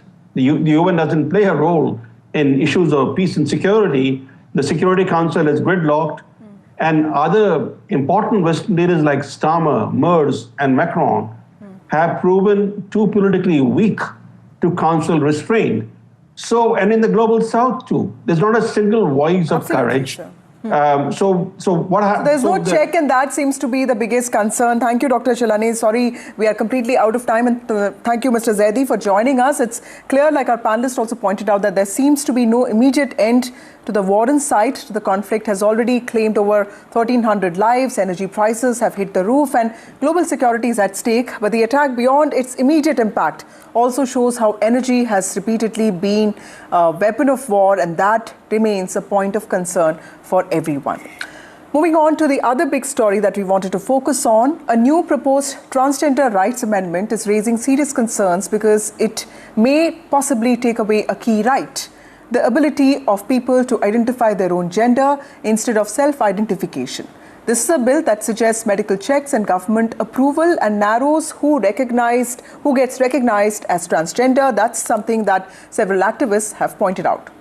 Even critics say that this could exclude many people, and it could make identity a bureaucratic process, and it could in fact undo years of progress that have been made after Supreme Court recognized transgender rights. But the government has said that all of this is part of reform and is in line with global norms. That's what we discuss in the course of the next few minutes. We have Harish Iyer, who is an activist, joining us now. Thank you, Mr. Iyer, for joining us.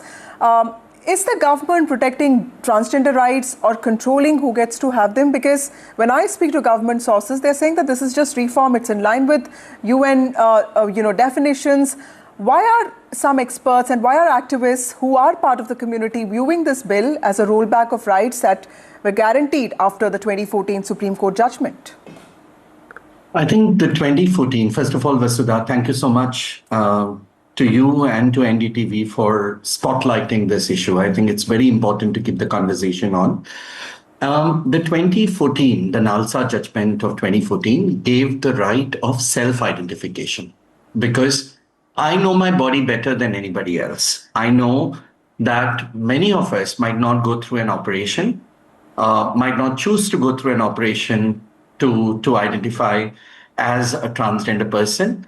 But if I identify as a transgender person, regardless of what my body organs are, okay, whether I have a male organ or a female organ, regardless of what my body variations are, if I self-identify as a trans person, the Nalsa judgment gave me the right to identify as that.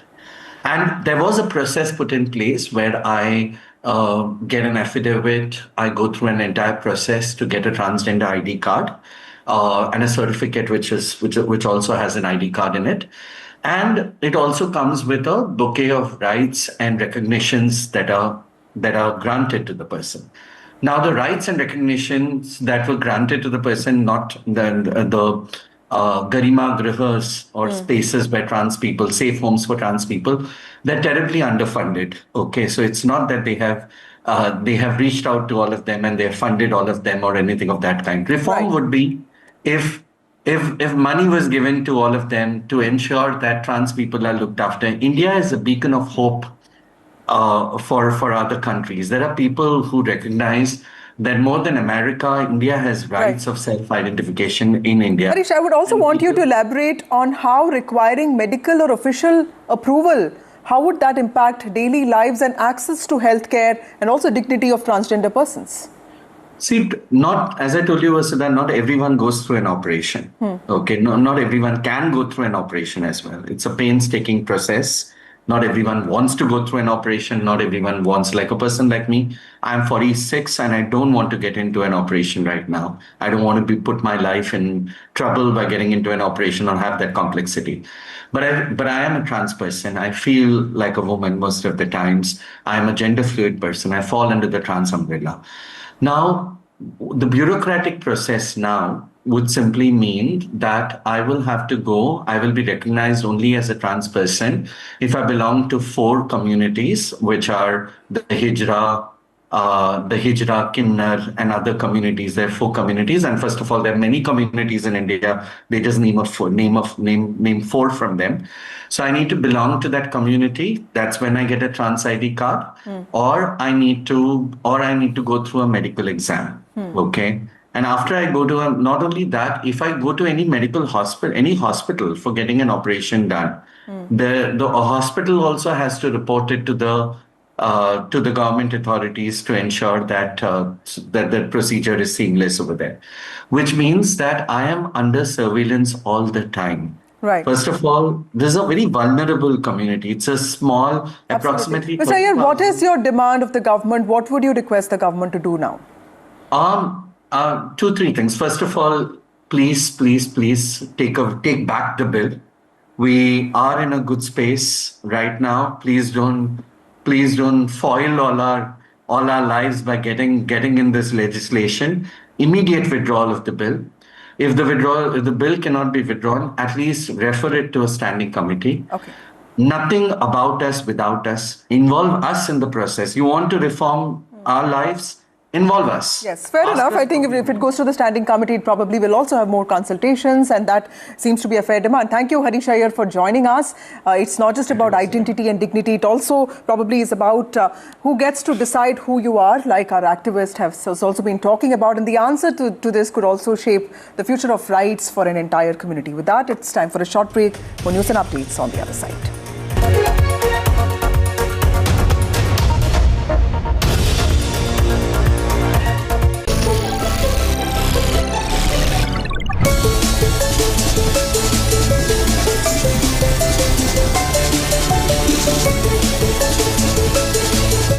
Introducing Motorola's signature. Premium boarding, premium space, premium meals and more. In India's only premium economy.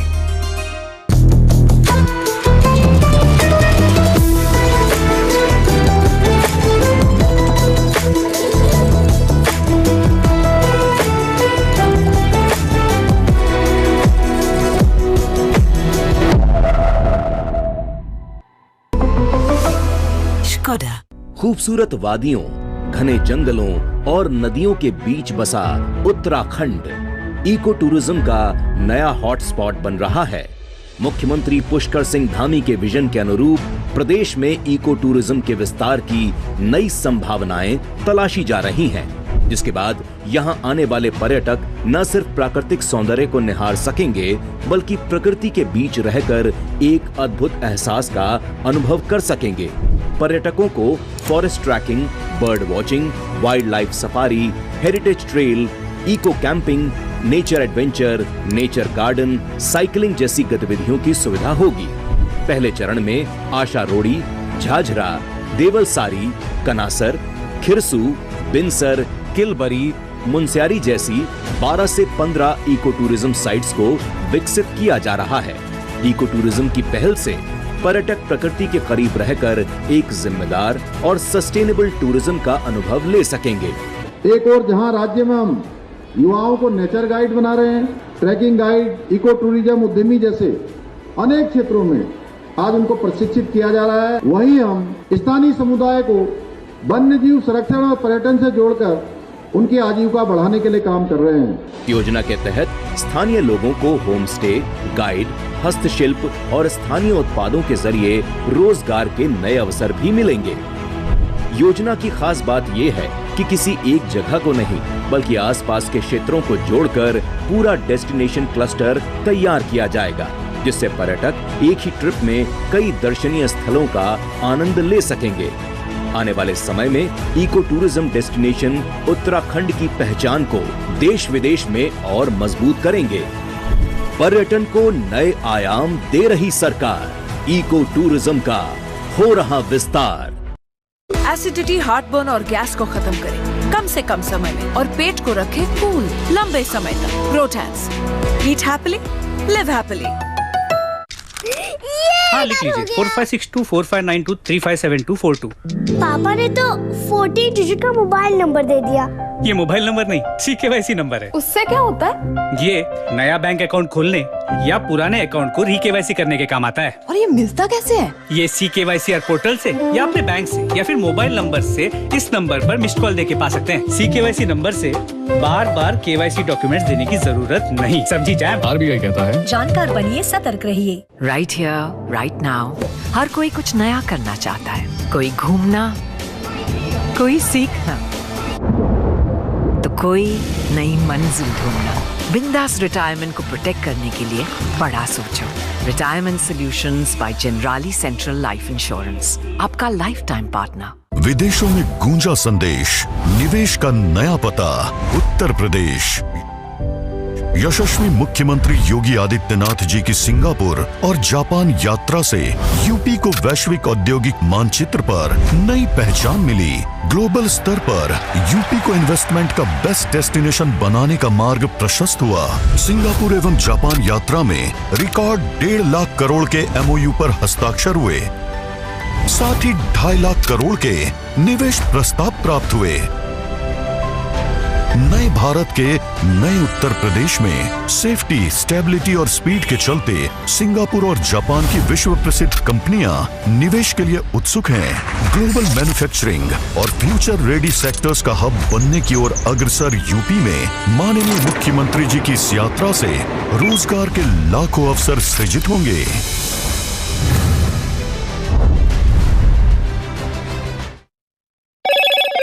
Hello motto.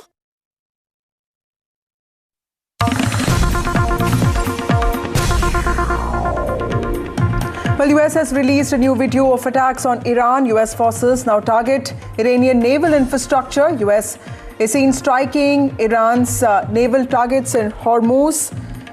Remember that Strait of Hormuz has become the latest flashpoint between Iran and Israel and United States of America. Iran's strategy in the Strait of Hormuz has presented a challenge for the US Navy, and now US is seen striking Iran naval forces in Hormuz.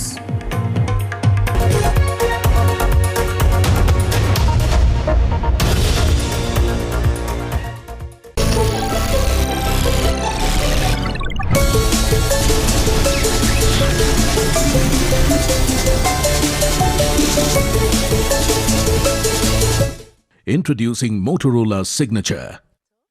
Premium boarding, premium space, premium meals and more. In India's only premium economy. Every victory begins with small steps, and the smallest preparation can change the entire outcome. Be it on the field or in life, only being prepared gives protection. And protection builds confidence.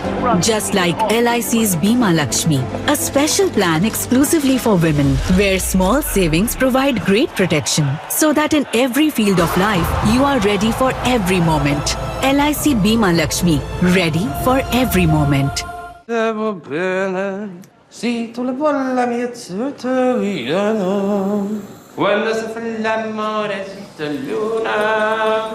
Come te vas a la view?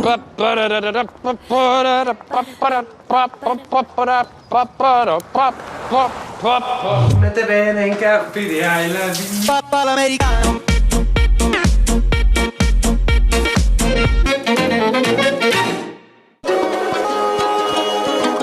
कितनी सड़कें, कितने पुल, कितनी बांध, कितनी नदियां, कितना आसमान, कितने शहर, कितने गांव, कितना बड़ा अपना देश अपनी गोद में लेके जा रही है ये जो अपनी गाड़ी है, इस पे भारत आगे बढ़ता है। Tata Motors commercial vehicles, better always.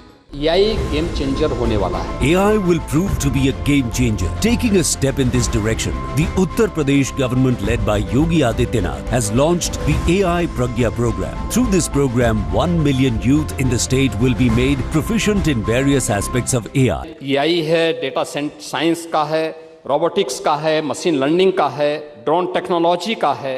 इन सभी के अनुरूप कार्य में उसको पारंगत बनाने के लिए सरकार इस दिशा में कार्य करेगी।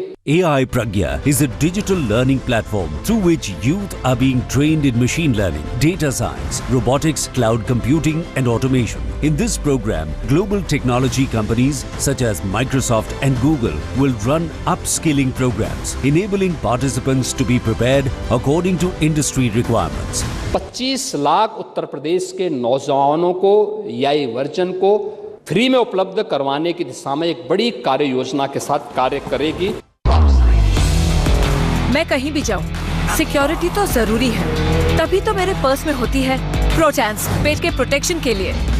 एसिडिटी, हार्टबर्न और गैस को खत्म करे कम से कम समय में और पेट को रखे कूल लंबे समय तक। प्रोटैंस, ईट हैप्पीली, लिव हैप्पीली। आपको शायद पता नहीं होगा, अपार ने INS विक्रांत के लिए 150 से ज्यादा तरह के केबल्स बनाए हैं। देश के टॉर्पीडोस में भी हैं अपार के केबल्स। वंदे भारत भी अपार के केबल से ही स्पीड पकड़ती है और यही वायर्स और केबल्स हमारे घरों को भी पावर करते हैं। विश्वास इसमें अपार, तभी तो ये है देश का तार। पढ़ता है, खेलता है, झूलता उछलता है, दौड़ता कभी कभी दौड़ कराता है, आगे आगे बढ़ता है इंडिया, अमूल दूध पीता है इंडिया। सुमित रुक यार, कर रहा हूँ पेमेंट। चल ओए भैया थोड़ा ध्यान से। छोटे तू थोड़ा ध्यान से, सुमित की जगह सुजीत को पेमेंट कर रहा है। सुन, पेमेंट से पहले पैसे और नाम हमेशा दोबारा चेक कर, समझा? RBI कहता है किसी को भी पेमेंट करते समय थोड़ा ध्यान से। सोचो आप सुबह उठते हो, अपना ट्रेडिंग ऐप खोलते हो and your portfolio is empty. Scary है, right? This is the nightmare of getting hacked or scammed online. And here are some basics that you always need to stick to. हमेशा याद रखिए, digital hygiene is a key factor towards safe and successful investment.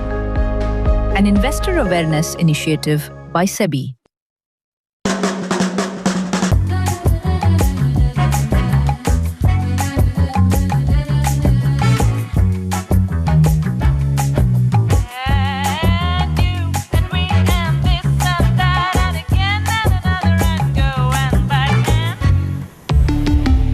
Volkswagen. Premium boarding, premium space, premium meals and more. In India's only premium economy.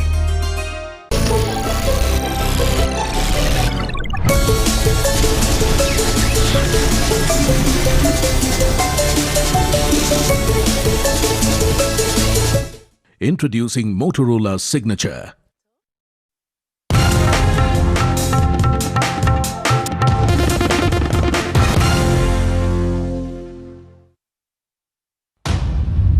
In the war, they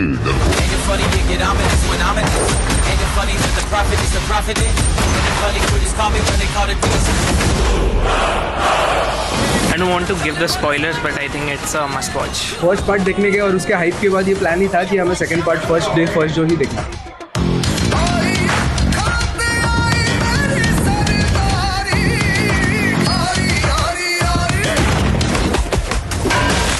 बहुत अच्छा था, part 1 से तो बहुत ही अच्छा डाला था इन्होंने। मैं दूंगा 9 पॉइंट्स तो दूंगा, 10% होते। हाँ जी। पाकिस्तान का मुस्तकबिल अब हिंदुस्तान तय करेगा।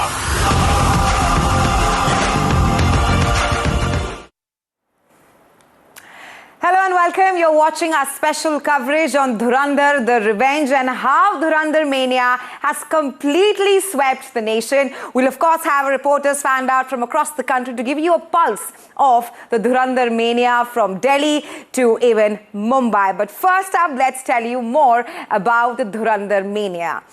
Well, the much-awaited sequel to Durand has finally hit the theatres, riding on the success of its first installment. The Ranveer Singh starrer is now drawing huge crowds to the cinemas nationwide. Well, Durand 1 shattered several records, but Durand the Revenge has had a massive response with opening day advance bookings, while overseas weekend pre-sales are also witnessing an exceptional surge. My colleague Abira has sent us this report on the Durand mania. Well, before we go across to her, let's go across to Abira Dhar live from Mumbai, and also Tanushka Datta live from Delhi. Abira, coming to you first. You've of course watched that screening of Durand, the Revenge. Tell us more about this Durand mania, which has completely swept the nation. We all know that the film has released on 19th March, that is today, but 18th of March there were few screens who screened the film for few people, and I have to tell you, in Mumbai, tickets were selling like hot cakes. 3,100 rupees tickets sold in 10 minutes. So that's the mania of Durand. I watched the film with the audience. People were going gaga even before entering the theatre. They were so excited. There were people who had come in groups of 10, 20, and remember, I'm talking about a 4:45 show. So when I'm asking them, what about your work?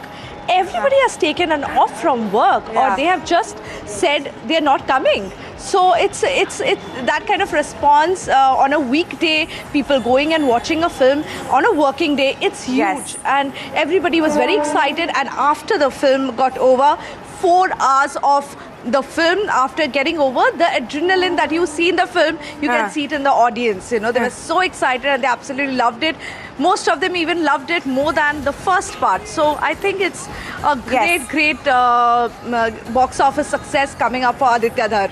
Absolutely, Abira. This is one of the most highest grossing movies ever. You spoke about how the fans are going to watch the movie at 4:45 p.m. I'm at work. I haven't seen this movie, but coming to you, Tanushka. You're joining me live from Delhi. We also have Aditya Raj Kaul, who's been an integral part of this movie. We'll come across to him in a short while from now. But Tanushka, you're standing there with some fans, I've been told. What's their reaction like to Durand 2.0? Precisely. Let's get directly talking to the people right behind me. There's a group of lawyers, as you can see, who'd come to watch Durand the Revenge. This is the part 2 of the film at Odeon PVR at Delhi. Sir, आप हमें बताएं, movie आपको कैसी लगी? मेरे पास शब्द नहीं है, बहुत अच्छी है। जिसने पार्ट 1 देखा है वो पार्ट 2 जरूर देखे और इस मोमेंट को एंजॉय करे।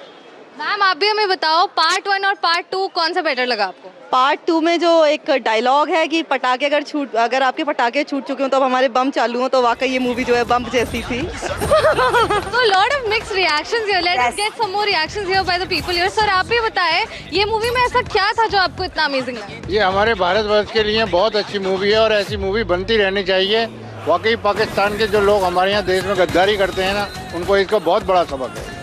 Clearly here, people here have, a lot of opinions regarding the film. Let us get in one last voice regarding the movie. Ma'am, आप भी हमें बताएं, what do you feel like after watching the film? I mean, movie was amazing. एक जो point है, मतलब मैं director के लिए heads off. उसका जो एक point था जब वो हमजा से जसकिरत बनता है, and then वो cigarette को smash करके फेंकता है. Right. That was amazing thing because Sardar cigarette नहीं पीते तो एक point लिया था. Amazing. Thank you so much. So clearly here fans coming up with their impression of the movie, and it goes on to be, let's see, another blockbuster like the first film or not. Back to you. Absolutely, Tanushka. Let's go across to Aditya Rajkal, the research consultant of Durandar movie, and of course Durandar 2.0. Aditya, we heard all the fans, they're also going gaga about Durandar the Revenge, but tell us more about that. And also how 2.0 perhaps has a bigger fan base in the first part. Well, firstly, phenomenal success. The first one was huge success. As you rightly pointed out, Raisha, Durandar was the highest grossing ever in the Indian box office. That clearly says a lot about the film and that went into it. And of course, the kind of the vision that Aditya Dar really had in mind. Because I remember talking about Durandar with Aditya 3 years ago or maybe more, and he was very clear that he's going to change and bring in a paradigm shift in Indian cinema. And that's what is happening. I'm missing out on action, unfortunately. I'm here in Israel and people are joking that whether I'm working on Durandar 3 already. But Durandar 2, The Revenge, is all about, India's success in Pakistan. And mind you, many of the stories, etc., are realistic, are actually inspired by real-life incidents as well in the last 2 decades that India has played out. A lot of terror attacks that have shaped the history of India, but also how India has responded also in a very, very forceful manner. So I think it's Aditya Dar's vision, his, entire, hard work that has went into it. And phenomenally, many people are praising Ranveer Singh, R. Madhavan, Sanjay Dutt, which are my favorites, of course. Go for Ranveer Singh, R. Madhavan, Sanjay Dutt, Akshay Khanna and others. But for me, one actor that has stood out is Rakesh Bedi. And he's the clincher in the film. I will not put out any spoilers, but Rakesh Bedi is someone... He is going to really blow your mind across. Right. I request all of you to please stay with us. We'll come back to you shortly, but let's tell our viewers more about how Durandar 2 fever has clearly gripped the nation. Let's tell you more about the advance bookings which have taken place. Rupees 37.11 crore. That was done on the 18th of March this year. Let's tell you more about the opening day advance booking. That is rupees 22.70 crore. Which was done on the 19th of March. Well, these were all the pre-bookings, but the weekend pre-sales have also touched the roof with rupees 60 crore gross. So this is the Durandar rage that has been going on. Let's go back to Aditya Rajkal, who is a research consultant here on Durandar. Aditya, we've seen that craze regarding Durandar movie here with pre-sale bookings also touching the roof. Absolutely. We've seen the magical performance, in December this year. Initially, there was, a mild mixed response. I remember the first couple of days. But then when the word of mouth publicity really happened, it was insane. I can tell you that there is no typical traditional publicity that has been done for this film. Usually we see film screenings happening all across, premieres happening. We also see media interviews, actors and stars and directors visit media studios, etc. Nothing of that sort has happened. The only thing that has helped in this film is the word of mouth from the common people. So once this film, the Durandar the Revenge, the sequel, really hits today and people are thronging the cinemas all across India, I'm sure the word of mouth again will help this film to reach the zenith. Who knows? The first one did close to 1,500 crores. Yeah. This could again touch huge success. And this also is a new genre of spy thriller. The traditional spy thrillers, which were about love stories, etc., are okay. I respect the filmmakers who made that, but we have tried to make it as realistic as possible. We have spoken to people who are actually in action, who were part of such operations, and that is what has made this difference in this particular film. And of course, Aditya Dar, my salute to him. He's been a great friend from the Uri days, and I had the fortune to contribute in Article 370 as well. And then, of course, he came up with Baramulla. So all these films have done typically well, but Durandar has been a huge, massive success when you speak about the box office, but also the appreciation from creativity to direction to cinematography to acting and even the songs. I mean, in the songs also category, The Revenge is doing amazingly well. So people are loving it. I'm getting a lot of messages. I'm stuck here in Israel, but can't wait to get back home to the screens near me to watch the film. Absolutely, Aditya. I want to go across to Abira. Abira, Aditya, they're of course telling us about how massive a success Durand 2.0 has been, apart from the first sequel as well. But Abira, you joining us live from Mumbai. Tell us more about how Durand has also perhaps reignited all of us going to the theatres again, right? Because a few years ago, we were all sitting watching movies on Netflix and Amazon Prime. With such massive thriller like Durand 2.2, people actually want to enter the theatres and watch the action there. Absolutely, you know, a chain like PVR has said that they have seen this kind of madness. They didn't even see this before COVID had hit. So this is extremely exceptional, and they are very surprised with this kind of response with Dhurandhar and Dhurandhar 2. And like Aditya was saying, zero promotions, just word of mouth. The film itself is doing its promotion. The storytelling is doing its promotion. I'm right now at Gaiety Galaxy. You see it empty because everybody inside is watching Dhurandhar. And we know that Dhurandhar is a 4-hour film, so we have to wait here for 4 hours for the whole theatre to come out.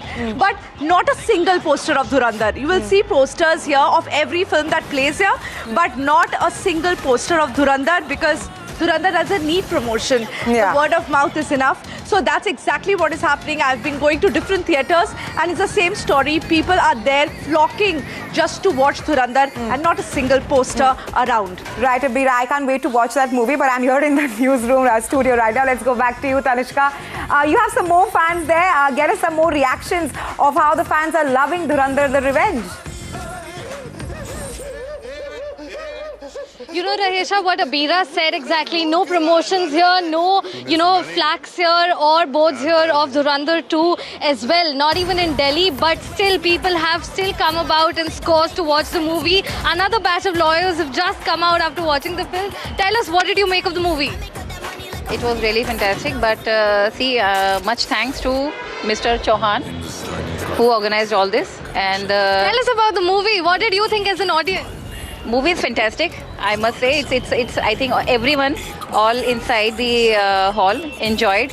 And yes, it was more fun than the first even, I must say. And Sir, आप भी हमें बताएं, what was your favorite part of the movie? How the Hamza Ali escaped from the Liari and all, and I request everyone must watch this movie. It is a masterpiece, and acting of Ranveer Singh as Hamza Ali is fantastic. And tell us, ma'am, what do you think about the movie? Was this better than part 1?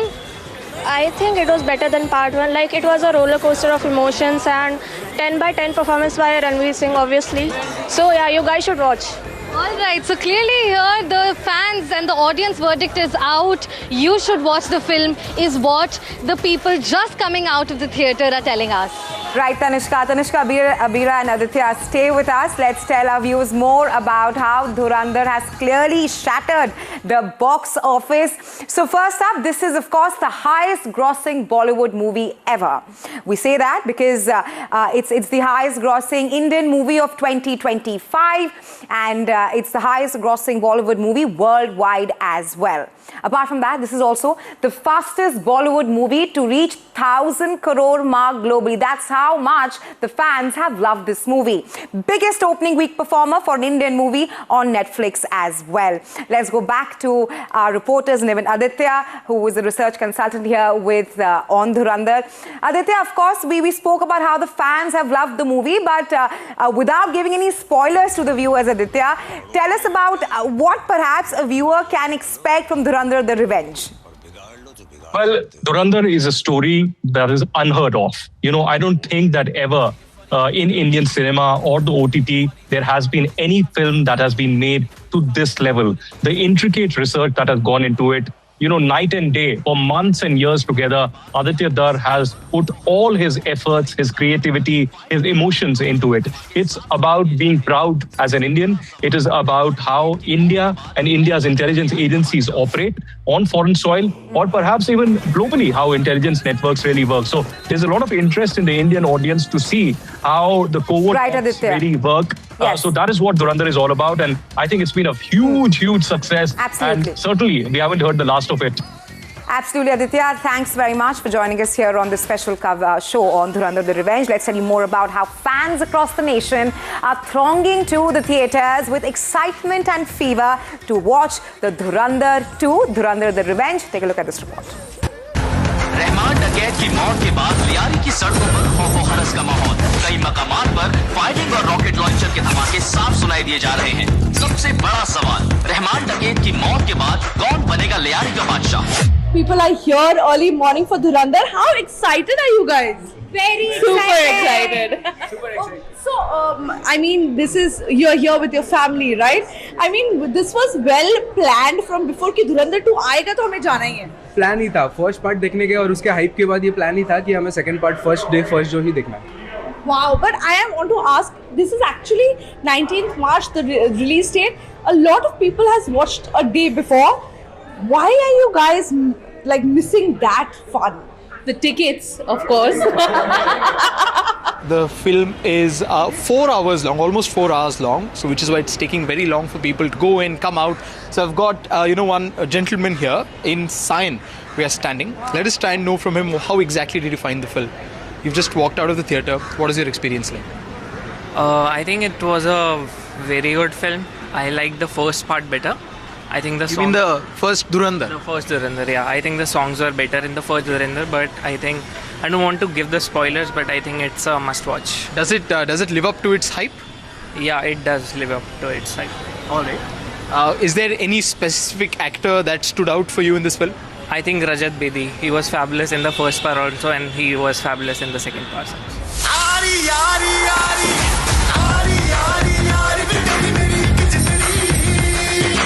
Actually एक inspiration है हर civilian के लिए कि आपको देश के लिए हमेशा रेडी रहना चाहिए, अपने आप को पॉजिटिव रखो, अपने आप को देश के लिए समर्पण रखो. Well, we have the public here to give their verdict on Durand 2. कैसा था फिल्म? पार्ट 1 से बेटर था कि नहीं? बहुत अच्छा था. पार्ट 1 से तो बहुत ही अच्छा डाला था इन्होंने. एंड पोस्ट क्रेडिट सीन आप देखे बिना जाइएगा मत.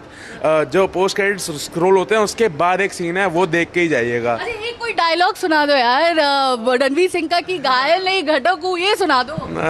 अगर तुम्हारे पटाखे खत्म हो गए तो मैं धमाका चालू करूँ. अरे वाह वाह, super. And tell me about the music. I mean, how was the music? Was it better than part 1? Sorry about that, but part 1 तो OG है, उससे अच्छा म्यूजिक तो. Akshay Khanna. Who was the best actor? Was it Arjun Rampal, Sanjay Dutt, or Ranveer? नहीं, Ranveer Singh. And R Madhavan also. Violence के पीछे जो music बजता है ना, उसमें तो इतनी मजा आती है कि वॉयलेंस भी बहुत मजा आती है. क्लिपर आची जैसा गाना था कि नहीं सेकंड पार्ट में? It was not about songs. It was about the excitement that was there in the movie. I think that no spoilers. I don't even want to mention how good or bad the movie was, but it's a must watch, I should say. Yeah. आपने दुरंध 1 देखी थी? हाँ, मैंने देखी थी. दोनों में से कौन सी बेहतर लगी? मुझे 1 ज़्यादा फर्स्ट में अच्छी लगी, एक्शन में ज़्यादा था, पर सेकंड में इंटेलिजेंस के बारे में ज़्यादा डिटेल में बताया गया, जो ज़्यादा अच्छी बात है. इसमें 5 पॉइंट किसको देते हैं? कौन ज़्यादा बढ़िया रोल किसने किया? मुझे संजय दत्त का रोल अच्छा था, SP असलम का. रो क्यों रहा है लाले? तूने सुना नहीं? जहाँ दर्द है वहाँ मर्द है. कितने पॉइंट्स आप देते हैं? मैं दूंगा 9 पॉइंट तो दूंगा. 10 में से 9 देंगे. हाँ जी. Sir, you have watched the movie. How is it? Amazing, bit overstretched, but कहीं पे भी लगा नहीं कि ज़्यादा लंबी ना हो के भी वो ठीक है. It's good. वापस शॉर्टली एक बार वॉच और है, क्योंकि बहुत सारे पॉइंट्स मिस हो जाते हैं इतनी लंबी मूवी में. These are my sisters, तो उनके साथ. आप लोग देख के आए, कैसा लगा? कौन सा पार्ट बहुत ज़्यादा अच्छा लगा? सारी मूवी बहुत अच्छी थी, amazing.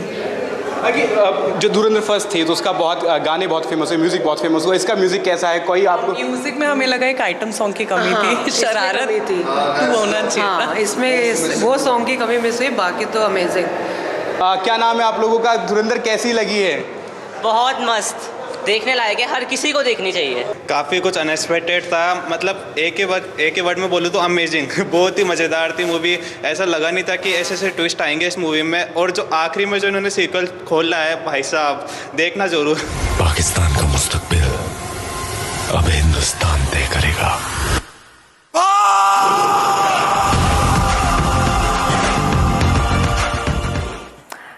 All right, that was how Durand mania has clearly swept the nation. We're stepping into a very short break, but come right back. Lots more line for you here on NDTV 24/7.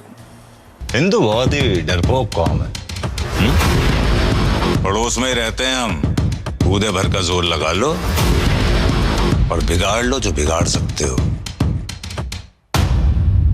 Hindu बहुत ही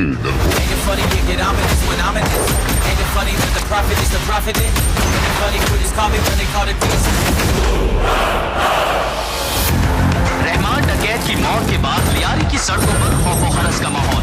कई मकामात पर firing और rocket launcher के धमाके साफ सुनाई दिए जा रहे हैं। सबसे बड़ा सवाल, रहमान डकैत की मौत के बाद कौन बनेगा लियारी का बादशाह?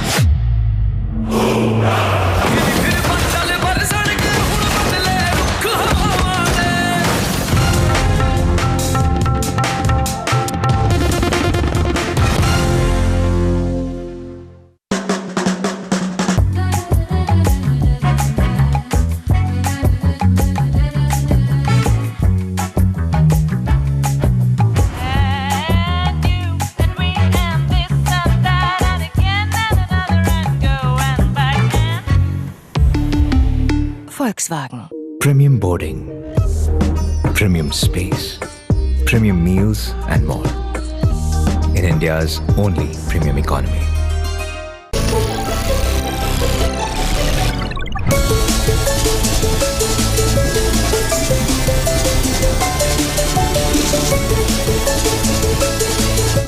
Introducing Motorola Signature.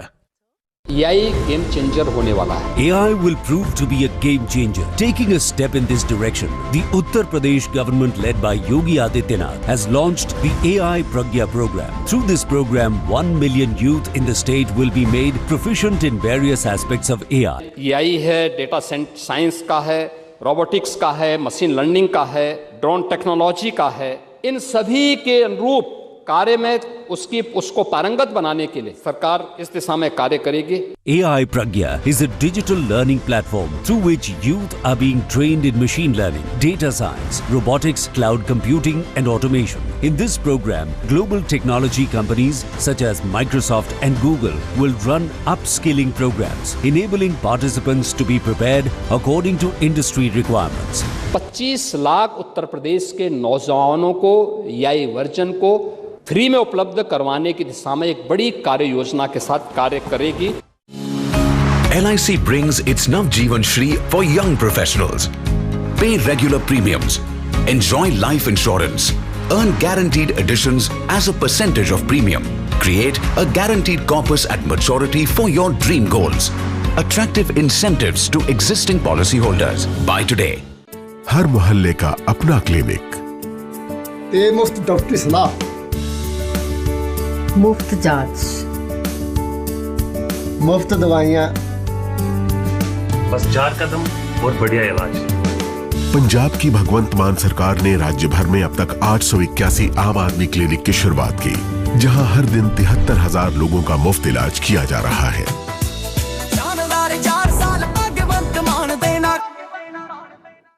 बिजली सिर्फ रोशनी नहीं, सफर है अंधेरे से उजाले का, हौसला है किसानों का, भरोसा है मेहनत कशों का, उम्मीद है, सुकून है, जिस पर अधिकार है पंजाब के हर वासी का। इसीलिए पंजाब सरकार ने 600 यूनिट तक बिजली मुफ्त देने का फैसला किया। नतीजा 90% घरों को मुफ्त बिजली मिली।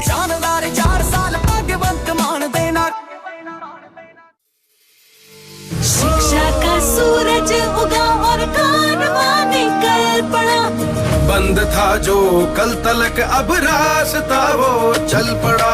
मंजिलें ही मंजिलें हैं आज तो कदमों तले, मंजिलों के पार भी अब हौसला निकल पड़ा। शिक्षा का सूरज उगा और कारवां निकल पड़ा। हमारा स्कूल प्राइवेट स्कूलों से कम नहीं। चमकते आज में एक सुनहरा कल छिपा, सोच से परे था जो वो सिलसिला है चल पड़ा।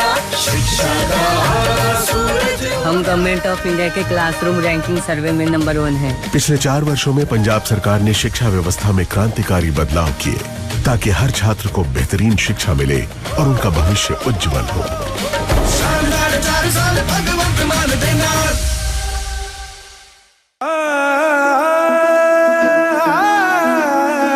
लहलहाती फसलों से धरती, हर चेहरे पर है मुस्कान। खुशहाल हुआ है अपना किसान, पंजाब की शान, पंजाब की जान। किसानों को सिंचाई के लिए 20% की सब्सिडी के साथ दिन में भी बिजली उपलब्ध। आपदा का वार हुआ तो सरकार से मिला सहारा।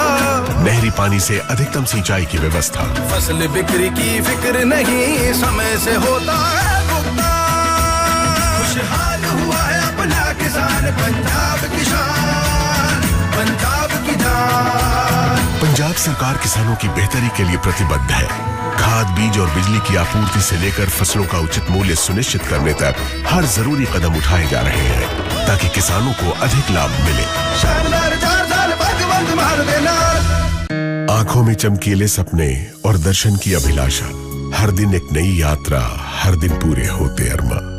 सफर का सामा, भोजन की सुविधा, ठहरने की व्यवस्था, दर्शन करते शीश नवाते श्रद्धालु, और ये सब कुछ निःशुल्क, आदर से, सम्मान से।